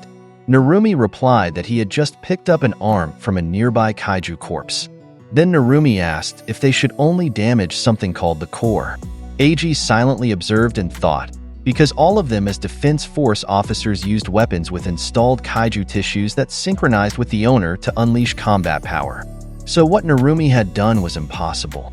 But if it was true that he had managed to kill the yoju, it meant Narumi could harness an enormous amount of power from just a piece of a kaiju corpse arm. Then AG suddenly received an order from headquarters to withdraw from the area because a giant-class yoju was heading towards them. Because of this, AG also called Narumi to come with him and evacuate. But the young man just got angry and told AG not to order him around. He said they were always like that, all talk, but so weak compared to him, Narumi said. AG just said he'd listen to Narumi's complaints later, but for now, they all needed to evacuate. But before they could leave, a large slash attack suddenly came, passing by the Defense Force officers because it was targeting Narumi, who managed to dodge it. Narumi fell and sat on the ground after dodging while AG and his officers faced the flying mantis yoju behind them. AG's squad fired at the flying mantis yoju, but it seemed unaffected by the bullets. Then Narumi suddenly ran past AG, charging towards the yoju. AG was shocked by this and shouted at the young man, asking what he was doing. But Narumi didn't listen and continued to face the yoju, giving it a precise slash to the body. Narumi managed to cut the Yoju, and Eiji couldn't believe that Narumi could really use kaiju power. But Narumi wasn't invincible, and the Yoju was still a powerful enemy, so it managed to knock Narumi far away with a strong downward slash. Narumi dropped the mantis arm he was using, and Eiji caught him, struggling to carry him and include him in the evacuation because Narumi was so restless and still wanted to fight. Then Eiji became extremely nervous when he saw the flying mantis Yoju preparing to attack again, with electricity charging in one of its pincers. But from the sky, something or someone was seen approaching, and it hit the Yoju with such super strong force that even Eiji and Narumi felt its intensity and were shocked. And after the smoke from the impact cleared, it was revealed that Isao Shinomiya himself was the meteor-like entity that had fallen from the sky and destroyed the Yoju. And he was using the actual weapons Kaiju No. 2.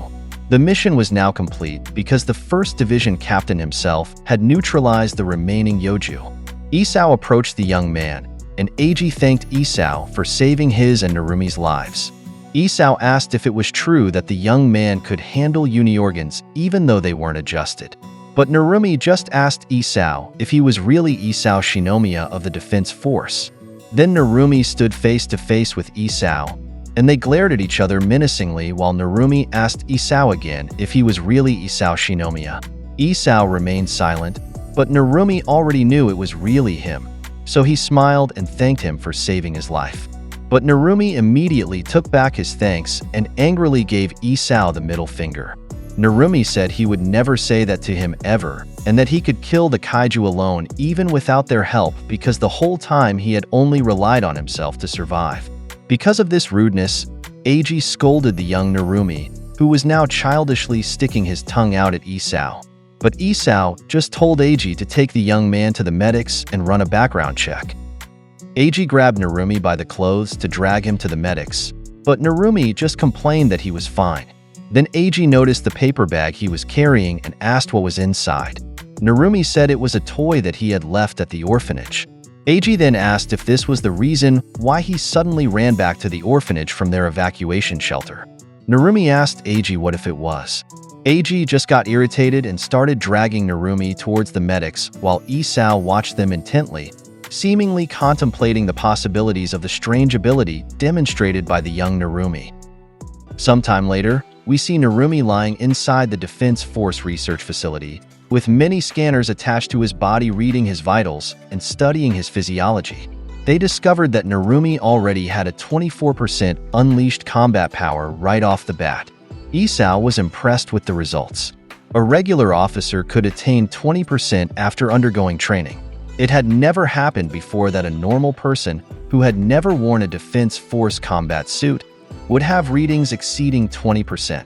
A lab personnel stated that Narumi's aptitude for kaiju cells was extremely high. Furthermore, although not yet officially confirmed, Narumi was already showing potential aptitude for weapons Kaiju No. 1. Isao and Eiji were surprised by what they heard from the lab personnel. Kaiju No. 1 was the first ever daikaiju in Japan's history that measured a fortitude exceeding 9. From its retinal tissue, the Defense Force created an identified kaiju weapon outer shell light spectacles called Numbers Weapon 1, the first of its kind. However, even though they had finished building it long ago, they still couldn't find a single compatible user. Isao agreed with the possibility that Narumi was abnormal because he managed to harness kaiju power from an unadjusted uni-organ. According to official records, Narumi had high academic and athletic marks, but he was always suspended from school due to his misconduct. They also learned that Narumi was orphaned because his parents died in a kaiju cataclysm. Then Eiji found out that he also had no next of kin. Narumi spoke up and asked if they were done with him because he was busy and wanted to go home. Isao asked Narumi if he really wanted to go home even though the facility he lived in was destroyed and he could only stay in an evacuation shelter. But Narumi just said he didn't care where he went because he was used to being passed around orphanages. Isao repeated what Narumi had told him earlier about surviving by relying on his own strength. Narumi confirmed this and said he had no next of kin, and none of his teachers or elders at the orphanages had shown him kindness or helped him. Narumi thought the Defense Force was no different from them. So he asked what the test they did on him was for, and what did it matter if he was abnormal. Isao spoke to Narumi straight to the point and told him he should join the defense force, which Narumi couldn't believe. Isao told him that their objective was to exterminate kaiju and Narumi's power was important to protect their country. The lab personnel and Eiji were surprised by Isao's sudden recruitment attempt. Narumi said he thought Isao was just saying that to take advantage of him, but Isao replied that it depended on Narumi. However, Isao caught the young man's attention when he said that the First Division accepted anyone who could show skills and results. Eiji thought about how high Isao's regard and expectations for Narumi were, but he also realized that he wasn't much different because there was a kind of stagnation currently happening within the defense force.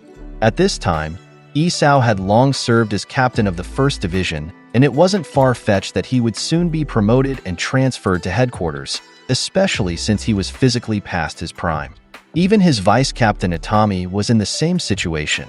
The only reason they hadn't been transferred yet was the lack of an impeccable ace officer who could replace them. This possibility became even more unlikely with the death of Kikoru Shinomiya. But Eiji trusted what he sensed as something immeasurable from Narumi, whom he had just met on a rainy day. And Eiji told himself that this young man would bring significant changes to the defense force. After thinking it over, Narumi liked Isao's proposal. So within that same year, Narumi applied for the Defense Force entrance exam and passed it with top marks in all parts, whether written or physical exams. And in the second round exam of the aptitude test, we see Narumi standing atop the kaiju corpses he had neutralized in the urban training area. Isao maintained a poker face at the exam results while other officers and personnel were extremely intimidated by the abnormal powers Narumi displayed. Narumi told Isao that he would soon see if what Isao said about the defense force was true. And after Narumi's first year in the defense force, we see Isao, Itami, along with captains and vice-captains from various divisions and other high-ranking officials inside a briefing with a dreadful atmosphere. The lead scientist spoke up and briefed the officers about the kaiju that emerged in Kashigaya City of Saitama Prefecture. He showed that the emerged kaiju was a plant-type kaiju, and Itami said it was worrying that it appeared in an urban area. According to the lead scientist, this kaiju suddenly grew in the middle of buildings while breaking the asphalt at the crack of dawn. It seemed to have hidden underground and gathered nutrients first, until its pod fruit emerged from a portion of the plant on the surface. Second Division Captain Jura Igarashi asked what a pod fruit was. It was explained to them that a pod fruit is a form of seeded fruit that splits open to scatter seeds in the air. The lead scientist showed them the appearance of the pod fruit this morning. Then he compared it to its current state, and Eiji noticed that it seemed to have opened up even more now. The lead scientist further explained that when the fruit has accumulated enough nutrients, it is triggered by sunlight to split open and release and disperse seeds. The severe potential threat of this could be compared to the damages brought by other plant-type kaiju in their history, such as what happened in Hibiya in 1966 and in Sendai in 1996, especially in the latter where they saw the fruit split to spread seeds. It took a long time to effectively manage this incident. Itami mentioned that the plant kaiju problem they have now is even bigger compared to the previous plant kaiju from Sendai, so it would be a huge problem if it splits open. Isao asked the lead scientist how much time they had left. He was answered that according to their calculations based on many factors, they had until 2 p.m. before it splits open. From Eiji's understanding, they needed to eliminate the fruit before that happens. But the lead scientist explained that their real issue was its emergence point. This was because they had no clear shot due to the many buildings obstructing and surrounding it. Mina asked the lead scientist if they could snipe it from the air riding a chopper. Eiji suddenly thought about how impressed he was with Mina. He knew that Mina was still just a teenager, but she already had an imposing presence and was extremely skilled in kaiju neutralization. The lead scientist answered Mina's question and said that her suggestion would also be difficult to execute. So he showed something to Mina. He showed the emerged Yoju offshoots scattered throughout the city, and these came from the emerged plant-type Hanju. They were deploying around the fruit and growing rapidly. Their roots were extending deep into the ground, while their tentacle-like trunks were reaching sky-high. So no matter what helicopter they send, it would surely be attacked by the Yoju. Because of this, Itami understood that it was too dangerous to attack from the sky, so their only option was to attack by land. Mina spoke again and said that if they could find a way to secure a line of fire, she was sure they could eliminate the fruit. Eiji said that their issue was the density of the kaiju. Besides this, they moved quickly so a straightforward approach wouldn't work. Then suddenly someone yawned at the back of the meeting room in the corner. Eiji and Mina were puzzled to see Narumi just playing on his portable gaming console at the back, and he even said their meetings were boring. Next, he took the lead over all the officers and said that the gist was simple. They just needed to cut through to the emergence point of the kaiju and destroy the fruit, so all they needed to do was charge and guns blazing. He asked if they had any better ideas. Eiji scolded Narumi and asked how he got into the room because he wasn't invited to the meeting. Narumi replied that he would go wherever he wanted to go. Their room was just perfect for gaming because the air conditioning was cool and there was a big monitor. Then Eiji kicked Narumi hard out of the meeting room and Narumi flew far away. Next, Eiji apologized for the interruption caused by Narumi. The first division was the gathering place for all elite officers from different corners of the country, including future captain candidates. But Narumi was somewhat of an outlier. Narumi was an extremely apt kaiju neutralizer, and he was the top of his class, following his contemporary Mina. However, unlike Mina, they had many issues with Narumi when it came to teamwork. He liked to disobey orders from his superiors and did whatever he wanted. When Narumi was still in the second division, he was almost discharged because he was recognized there as a troublemaker. But even so, Isao still took Narumi to put him in the first division. Since Hikari died, Isao's focus had been on building a stronger force. However, Narumi's misconduct also caused problems for them in the first division. Now Narumi was under Eiji's wing, but before he came to him, he went through all the platoons of their division where he was kicked out of all and passed around. Then suddenly Narumi had returned inside the meeting room and continued what he was saying earlier. He said that the kaiju had a wide emergence area, so even if they deployed the entire first division, they still wouldn't be able to cover the whole area. Narumi also said that they should face the truth that they needed his help. So Narumi asked Isao what his opinion was about what he said, and Eiji got angry at Narumi's behavior. Isao didn't say anything at first, thinking carefully. Itami said that Narumi was right that they needed many soldiers for their operation, so naturally this meant they would deploy Narumi to the front lines. But Itami warned Narumi about yesterday's notice from headquarters. The notice said that Narumi's bad behavior had become problematic for the defense force because it had been picked up by the media, so they could no longer just let it continue. Narumi was surprised by what he heard while Eiji pinned him under his arm. Then Itami warned Narumi that if he caused trouble for them again in this mission, they would be forced to discharge him from the defense force. Narumi's eyes widened at what he heard, and Eiji thought about how close Narumi was to leaving them. But suddenly Captain Isao spoke up. He said that manners, appearance, diligence, or even grace weren't important to him. He had only one demand. He wanted to see results and skills from Narumi. Narumi smiled at this and said it was like he was just playing a game on easy mode. Fast forward to the time of deployment for the mission, we see Eiji inside a large super armor armed with a blaster and shield. Eiji gave a final overview before they started their mission. Their platoon was in charge of Zone F, and their objective was to force their way to the center region where the fruit was, while striking down threats from the perimeter in tandem with other platoons. According to estimates provided by the analysis team, the core of the Hanju should be within the vicinity.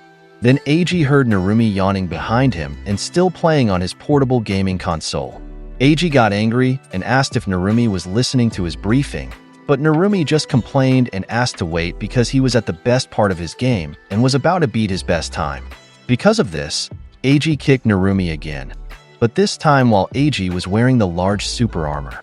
Narumi got angry because he was losing lives in the game due to Eiji kicking him. While Narumi was bent over with his backside smoking, Eiji ordered him to provide backup along with the other officers.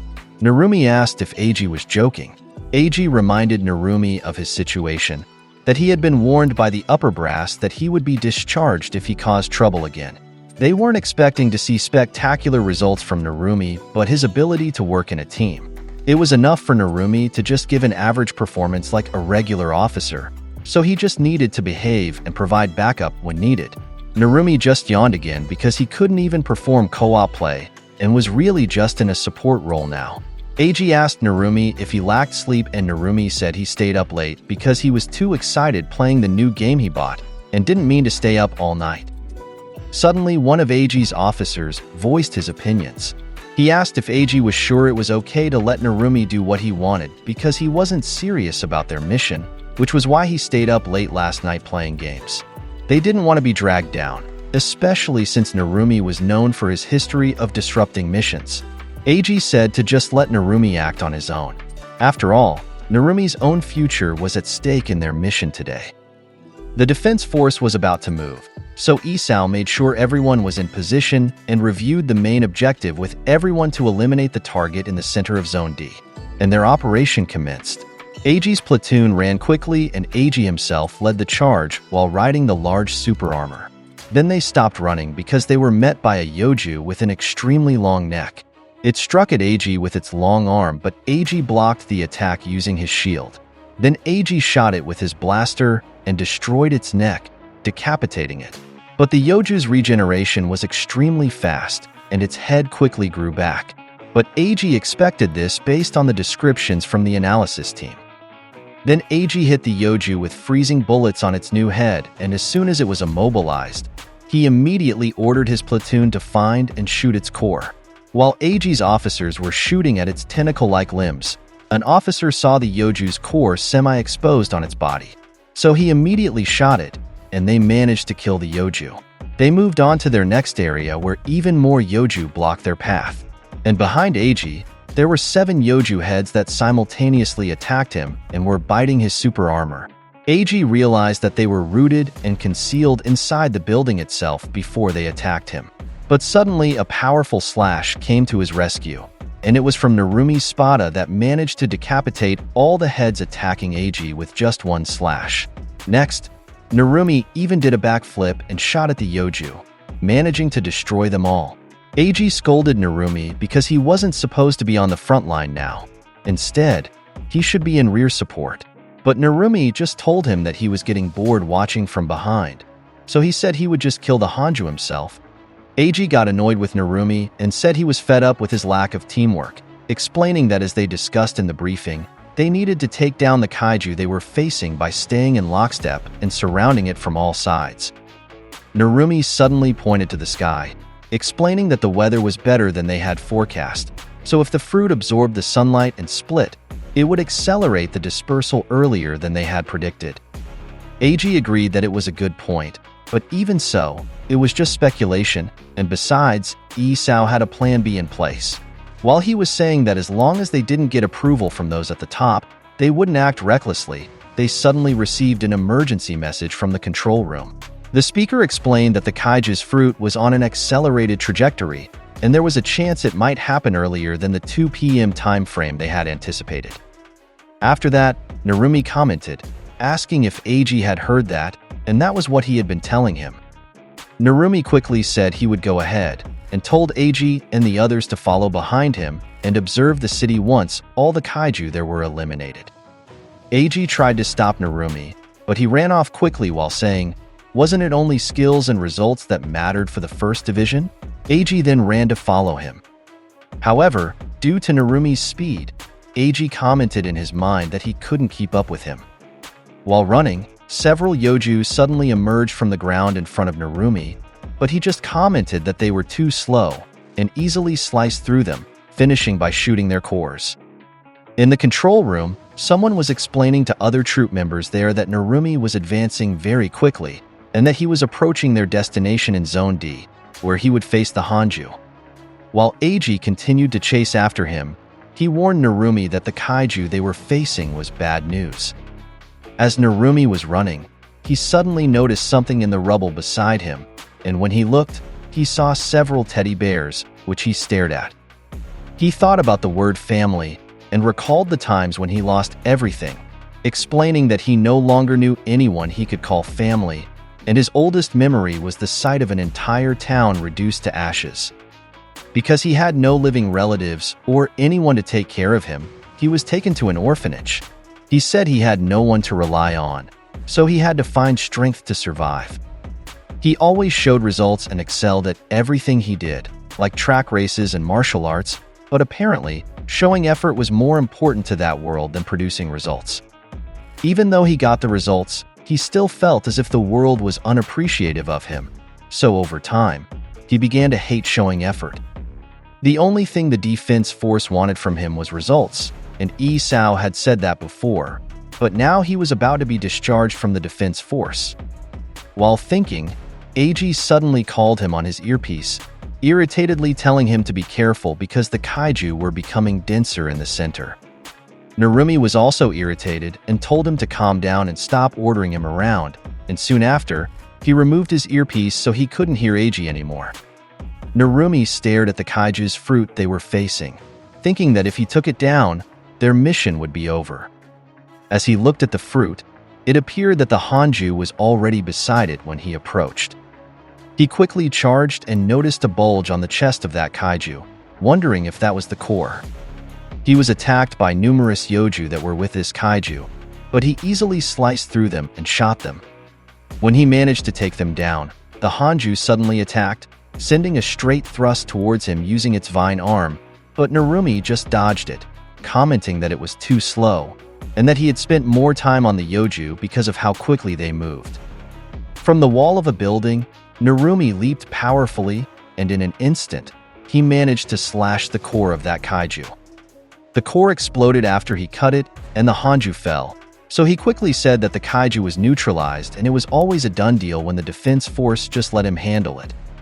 After that, he looked at the fruit and said that if he burned it, his mission would be over.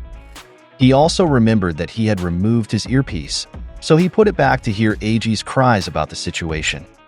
As soon as he put it back, Eiji suddenly shouted at him asking what he was doing, which made him speechless, and he said that Eiji was too noisy and that he had already defeated the Hanju so Eiji should handle the cleanup. Eiji replied that he was mistaken and told him to look at the readings because the Hanju was still alive. While Narumi was wondering what Eiji was talking about, the Hanju slowly rose behind him, and soon it roared loudly. He noticed then that its core had shifted, but he decided to try to kill it again. He easily hit the core in its chest with a projectile attack, but it regenerated immediately, so he realized that it wasn't the real core. He observed it carefully and noticed that it was just a dummy woven with stems. The Hanju countered with its vine whips, and Narumi dodged the first attack, but he didn't notice another vine behind him, so he was hit solidly and was thrown into a building. The vine impaled his left arm, causing a large hole in it. While Narumi couldn't move, the Hanju quickly sent yoju towards him, causing Narumi to curse in his mind. Fortunately, before they could reach him, they were blown up by mini rockets. The yoju exploded in front of him, and it turned out that Eiji had arrived, and he immediately asked if he was still alive. When he saw that Narumi was still alive, he immediately shouted at him that this was why he always told him to listen to the rundowns. He explained to him that the Hanju plants and spreads its roots deep underground and also creates dummy cores. Not even the analysis team can pinpoint its exact location. Their plan was to have the platoon surround the Hanju, push it to the center, and neutralize it in one fell swoop. Narumi quickly replied that he should have told him that earlier, to which Eiji angrily shouted that he had told him this several times. Suddenly, Isao asked Eiji about their status, so he explained that they were currently facing the Hanju and several yoju in the southern quadrant of Zone D, and that Narumi was now injured, and their lone platoon could only hold them off for so long, while Narumi shouted that he wasn't injured and could still fight. After that, Isao told Eiji to hold the line in that area, and suddenly there was a loud explosion quite close to the fruit, and it turned out that Isao was responsible for it, and he said that he had reached Zone D and to give him 3 minutes. In another part of the battlefield, while Jura and his platoon members were fighting, he commented that Narumi was taking the lead again and called him an idiot. While in the control room, as Keiji watched the events unfold, he said to himself that all platoons had taken down the yoju and were gathering in the center of the zone. Despite the abnormal spike in the bloom rate of that monster, Their mission was progressing well. He said Jura and the other young talents they had invited from other divisions were doing an excellent job, and he was looking forward to their progress in the future. After that, he also thought about what Narumi would show here, and we returned to him, seeing the significant damage his arm had sustained from the Kaiju's attack earlier. Narumi said here that he believed there was no one stronger than him in that world, and he could defeat anyone if he used all his might, but at least that's what he thought. He explained that on his first day of transferring to the 1st Division, he was defeated in front of other officers. He had no excuse for that, and it was his first profound defeat at the hands of Isao. After that, he tried to fight him repeatedly, but he never managed to defeat Isao, and he always gave him the same unimpressed stare. Suddenly, Narumi charged forward, so Eiji tried to stop him, at which point Narumi shouted that he wouldn't let Isao make a fool of him again. Suddenly, several Yoju emerged from the ground, and he managed to shoot them, but because he couldn't move one of his arms, he was bitten by a Yoju there. He pointed his gun at it and blew up its core, and suddenly Isao called him, causing him to stop, and Isao angrily told him that he would say this again. He didn't need an incompetent officer, which made Narumi's eyes widen. Narumi fell to his knees while thinking that headquarters had told him if he caused any more trouble, he would be discharged. Here, he pointed out his behavior, saying that he never followed the plans and always disrupted the platoon, and because of that, he was nothing but a nuisance. He commented that in the end, he didn't belong there either. Eiji suddenly asked what he was doing there because it wasn't like him to be lethargic, and where had his usual cocky attitude gone, to which Narumi laughed and said he was sure Eiji felt relieved because he would be kicked out of the division after this mission. Eiji seriously asked if he was satisfied with that, and if he wasn't going to show his skills here, and if this was where he would let all his secret efforts go to waste, which irritated and confused Narumi, so Eiji pointed out that he shouldn't fool him and stop telling ridiculous lies. The truth that he was secretly training at night was very obvious. Narumi's eyes widened at this and he shouted in surprise, nervously asking what Eiji was talking about and that he wasn't doing that, and what effort was he referring to, because a prodigy like him would never waste time on such things. To which Eiji commented that if Narumi was really such a huge degenerate, he could accept his discharge with a clear conscience. He added that besides, it wasn't just about him. If Narumi called it quits here, Isao's goodwill would be wasted. Narumi was puzzled by this, so Eiji pointed out that the higher-ups' discussions about kicking him out didn't just happen now, and headquarters had been bringing up the idea of discharging him for quite some time, but Isao always stopped them. When Narumi heard this, his eyes widened, and he shouted in disbelief that Isao would do that, especially since Isao had just told him on the comlink that he didn't need incompetent officers, to which Eiji quickly pointed out that in other words, Isao was saying that if he wasn't incompetent, he should stay. It was the same for Eiji. When he first joined the defense force, people there sometimes looked down on him and said he wasn't that strong despite his large body. As a Yoju charged at Eiji, he continued explaining and asked what Narumi thought he did then. He tore the charging Yoju in half and said he used his brawn and his suit and silenced all those who looked down on him, and now not a single person dares to belittle him. Anyone can be recognized as long as they have skill, and that's how the 1st Division of the Defense Force operates. After that, Eiji was suddenly informed by the control room that a horde of Yoju was heading their way, and they quickly noticed them on the other side of the room where they were, so he immediately started shooting at them while telling Narumi that if he was truly as admirable as he claimed, he should show his skills right now. They were surrounded by Yoju at this point, and Narumi began to help Eiji. They continued shooting at the countless Yoju charging at them, and as Narumi was running around, it wasn't long before they caught up with him, causing Eiji to shout in worry. While being swarmed by the monsters, Narumi remembered Isao's words that he didn't need incompetent officers, and suddenly there was a powerful explosion in the middle of the swarm, revealing that Narumi had managed to destroy all the kaiju that had charged at him. Eiji was shocked by what he saw, and Narumi quickly perched on the shoulder of his armor suit. As the Yoju charged at him, Narumi stared intently at them, and their bodies gradually became transparent, allowing him to clearly see all of their cores. With a single sweep of his gun across the Yoju, Narumi precisely hit all of their cores. Narumi continued to rain down projectile attacks, and not a single shot missed its target. Before long, in that moment, Narumi had eliminated all the Yoju surrounding him and Eiji. Surprise was evident on Eiji's face, and as he closely examined the bodies of the Yoju, he noticed that Narumi had indeed only attacked their cores. He couldn't believe it, and Narumi clutched his head, asking why he felt this way. He explained that his whole body was aching, but for some reason, his mind was incredibly clear. At this point, we were shown the strange transformation of his eyes, which now resembled those of a monster. Eiji stared at Narumi, unable to believe the appearance of his eyes. He explained that these were the eyes of Kaiju No. 1, the future sight kaiju that caused catastrophic damage by predicting all their attacks in advance. This was Japan's oldest numbers weapon, made from the retinal tissues of that kaiju, the numbers weapon 1. It reportedly showed a high sync rate with Narumi's cells, so he regularly equipped it in his eyes, but no effect had manifested, so they thought No. 1's weapon was a failed project. However, Narumi's movements just now were extraordinary. All of his shots hit and killed the cores of all the kaiju there, as if they were unavoidable attacks, and the behavior was similar to the intel on Kaiju No. 1. Narumi suddenly became serious and asked if it was correct that they only had 1 minute left before Isao arrived, and if so, he would clear the area before it got there.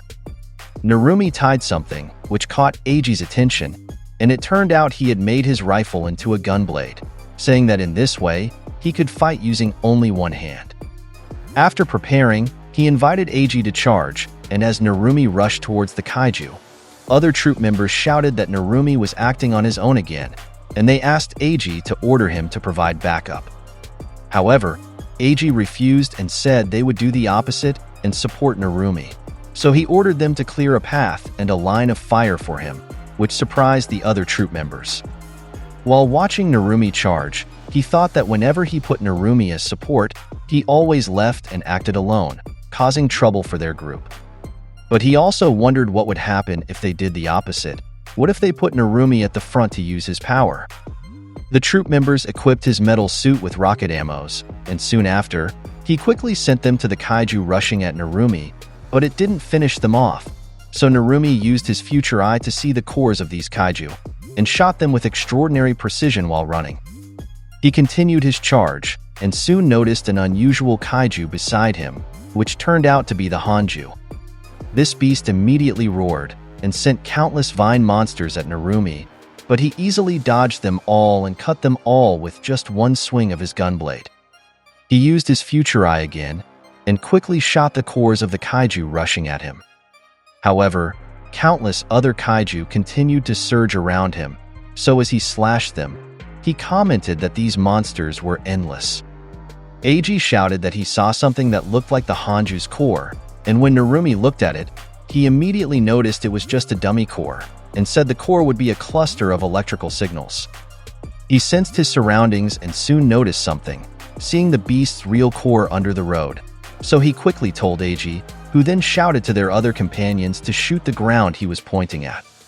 They immediately did so and blew up the road, and soon the original core of that beast was revealed to them, and Eiji shouted to Narumi that it was exposed, to which Narumi quickly responded. However, Narumi jumped not towards the core, but directly into the mouth of the plant kaiju, which made Eiji shout in concern. Narumi pointed his gunblade at the monster's mouth and said he could see everything, and with it, he easily punctured its mouth and came out at the beast's nape. After that, he threw his gunblade solidly at the kaiju's core, and upon landing, he pulled its trigger, causing the beast's core to be destroyed. He looked at the plant kaiju, and seeing the significant damage it had sustained, he quickly told Eiji and the others that it was weakened, so Eiji should finish it off. Eiji aimed the palm of his metal suit, and it released a flame projectile, causing the entire body of the kaiju they were facing to burn. Their assistant in the control room informed them that the Hanju's vitals were gone, and the fruit had also been incinerated, to which Eiji and Narumi smiled. Narumi lay down exhausted and asked what Eiji thought of what he did, and he said he did well, to which Eiji agreed and praised him. Eiji also pointed out that Narumi's injury was severe, so he asked if he wanted help, to which Narumi smugly told him to stop bragging, saying he could still fight if any more kaiju appeared, but as he was saying this, a yoju suddenly appeared behind him. Fortunately, before it could reach him, Isao arrived and easily obliterated it. He commented that they may have defeated the Hanju, but some yoju remained, so they shouldn't let their guard down. Narumi shouted that he was late, and arrogantly asked if he saw how he took down the Hanju, saying that if it had lasted even a little longer, it would have split and caused more massive damage, so he should be grateful. While he was talking, he suddenly noticed a war copter in the air, and looking at it, it appeared that Mina and some troop members were on board, so Narumi wondered why it was there, thinking they couldn't attack the beast from the air.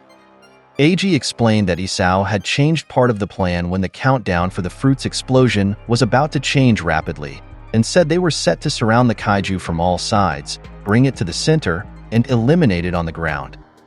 He added that meanwhile, Mina and the other platoons were transferred to the aerial sniping team. The helicopters would be able to get through the cleared areas once they put the kaiju in the center of the zone. If Mina was the one shooting, she would hit the target even from that distance, which caught Narumi's attention. Isao commented that Narumi seemed to be mistaken here, and questioned his statement about doing a good job in neutralizing the kaiju. He said that was wrong, and that neutralizing kaiju was the duty of the defense force, and what Narumi did there was nothing but what he was supposed to do. After that, Isao ordered all the officers there to continue looking out for the remaining yoju, and to eliminate all the kaiju they saw, while Narumi was furious at him, shouting that he was an old gorilla. Isao suddenly called him, and said that if he was going to stay in the first division, he should engrave what he said in his mind. Narumi just stared at him, and suddenly noticed Eiji looking at him, so he turned to him as well. Eiji commented that didn't he say earlier that Isao had fought with headquarters and prevented them from discharging him, and he was sure that Isao appreciated his power more than anyone. Narumi's eyes widened at this, but soon he just laughed. He happily shouted at Isao that it seemed he wanted him to stay, and if so, then fine, and if he was that desperate, he would do as he asked. Because of this, Eiji got annoyed with him too and told him to stop being rude to his superior officers, to which Narumi arrogantly said he was great support, and he would often use Eiji's power in future missions, so he should think of it as an honor. Eiji firmly hit Narumi on the head in anger, and said that what he said applied to him too, and he would make sure to correct Narumi's attitude, to which Narumi irritatedly asked why he did that, saying he was the MVP here and deserved a pat on the back. Eiji thought to himself that Narumi had no home, no place to return to, no memories of his blood relatives, rejected from orphanages and schools, and he couldn't even find a place for himself in the defense force. That is, until now. While staring at Narumi, he suddenly noticed something, and Narumi commented that he understood that it seemed he could stay in this place. Narumi smiled at this while Isao continued walking away from him, and Eiji smiled when he saw this. In the next scene, we return to the present day, and we see Eiji getting annoyed again while looking for Narumi. He angrily shouts in the hallway asking where Narumi is, while the officers on his side just salute him. He glanced at them briefly and quickly walked on while thinking that the division had really changed. Suddenly, someone reported to Eiji that a kaiju had appeared in Katsushika Ward, so he immediately asked for its location. He said to himself that there had been a series of unsolved kaiju cases since last month, and the kaiju were disappearing without a trace before the defense force could respond to civilian reports. In addition, there was also a case involving Number 9 recently. The 1st Division fought a decoy while attacking the headquarters when its resources were weak. It turns out he was talking to Kurusu, and he told him that they couldn't afford to evacuate that base, and also asked where Narumi was, to which Narumi said he had told him beforehand, but he hadn't responded yet, causing Eiji to comment on where that moron could be. In the next scene, we move to a park, and Eiji is rushing in with some troop members, and Kurusu informs him that they're close to the kaiju, so Eiji readies his soldiers to fight. Suddenly, Kurusu is surprised by what he sees and says, "But wait," causing Eiji to ask what the problem is. Eiji is also surprised when he sees the kaiju they were supposed to take down lying unconscious and piled together, and it turns out Narumi is responsible for this when they see him sitting on the pile, giving them his typical bored face. He commented that it took them too long to arrive, and he had already cleaned up, including the yoju, so they should just recover the remains. Eiji told him that he should at least have the decency to call, and he didn't think he would handle it himself. Narumi got down from the top of the kaiju and said that because there had been many consecutive cases of kaiju disappearing before the defense force could arrive lately, he decided that going alone was the best decision. Narumi just walked away while playing and seeming very sleepy, and Eiji called him. So he turned around and explained that he had been playing a game non-stop since last night, which left Eiji speechless. Eiji commented that he didn't expect Narumi to wear Number's Weapon 1 and lock himself in the training room, and pointed out that he was seen on CCTV there, which surprised Narumi. Because of this, Narumi tried to argue that he was completely wrong, and he just wanted to get a feel of his weapon, so he thought if he wore it and played, he would reach a high score, to which Eiji just said he understood, and they should just pretend that was the reason. Eiji thought to himself that Narumi's behavior lately was strange, but he remained the same at the core. He explained that in the past, Narumi said he ran out of the shelter because he left some toys at the orphanage. But when they interviewed him later, they found out that the toys didn't belong to Narumi, they belonged to the children at the orphanage. These were beloved toys bought by the children with money they had saved. It's easy to dismiss these as simple toys from an adult's perspective, but from a child's perspective, it's not that simple, especially since some of the toys were memories from the children's parents. At that time, Narumi strongly denied it. He said he just went back to get his game. And Eiji thought Narumi would never admit it either. Just as Eiji was about to speak, someone called Narumi, and it turned out to be Kikoru, who excitedly told Narumi that he had managed to beat all the platoon leaders in the first division, so now they should fight as Narumi had promised him. Eiji commented that it seemed Kikoru had fulfilled his promise to Narumi, to which Narumi agreed, and we see here that he just finished his game. Eiji stared at him and suddenly asked if Narumi was getting anxious because of Kikoru's rate of growth, which made Narumi suddenly sweat and shout, asking if Eiji was asking him if he was afraid of Kikoru, and telling him to stop saying stupid stuff because he was the mightiest in that place, so why would he need to be anxious? Eiji grinned at this and soon burst out laughing at Narumi's reaction, causing Narumi to irritatedly ask what was so funny, to which he just said he was thinking about what there was to worry about. He explained that Kikoru's fighting style reminded him of Isao, but they had no other similarities beyond that. In fact, her shouting at a superior officer reminded him more of Narumi in his youth, the person who was the spitting image of Isao himself. He looked at him, causing Narumi to ask what was up, and he suddenly pointed out that all the troops here joined the defense force because they look up to Narumi. He said this was the place Narumi built, so what was there to be afraid of, and he should just keep his head high. Narumi questioned his statement about being afraid, and said Eiji's idea was wrong, and he just saw dealing with Kikoru as a headache. While saying this, he thought that the first division was a place Isao had given him, and he repeated what Eiji said about this being the place he built, saying it didn't sound bad. After that, while walking back to their base, Narumi thought about the unsolved kaiju disappearances that had been happening since last month, and said this was surely a sign of a great calamity caused by Number 9. He also thought that it wouldn't be long before the monster would oversee an army of identified kaiju to attack. He said they had been preparing for this for a long time and it wasn't something new to them, and in fact, they had been preparing for it for years. They knew that these cataclysms would eventually come, which was why Isao wanted the young strengths to handle it, and those strengths were continuously nurtured in each division. The weapons used by Hoshina, Mina, Kikoru, and Kafka were shown here, symbolizing that they were the ones Narumi was referring to, and he seriously said that 9 should just bring it on. We were shown here how each main character was training to face the coming cataclysm, and finally, Narumi said with an irritated look on his face that he will take number 9 on.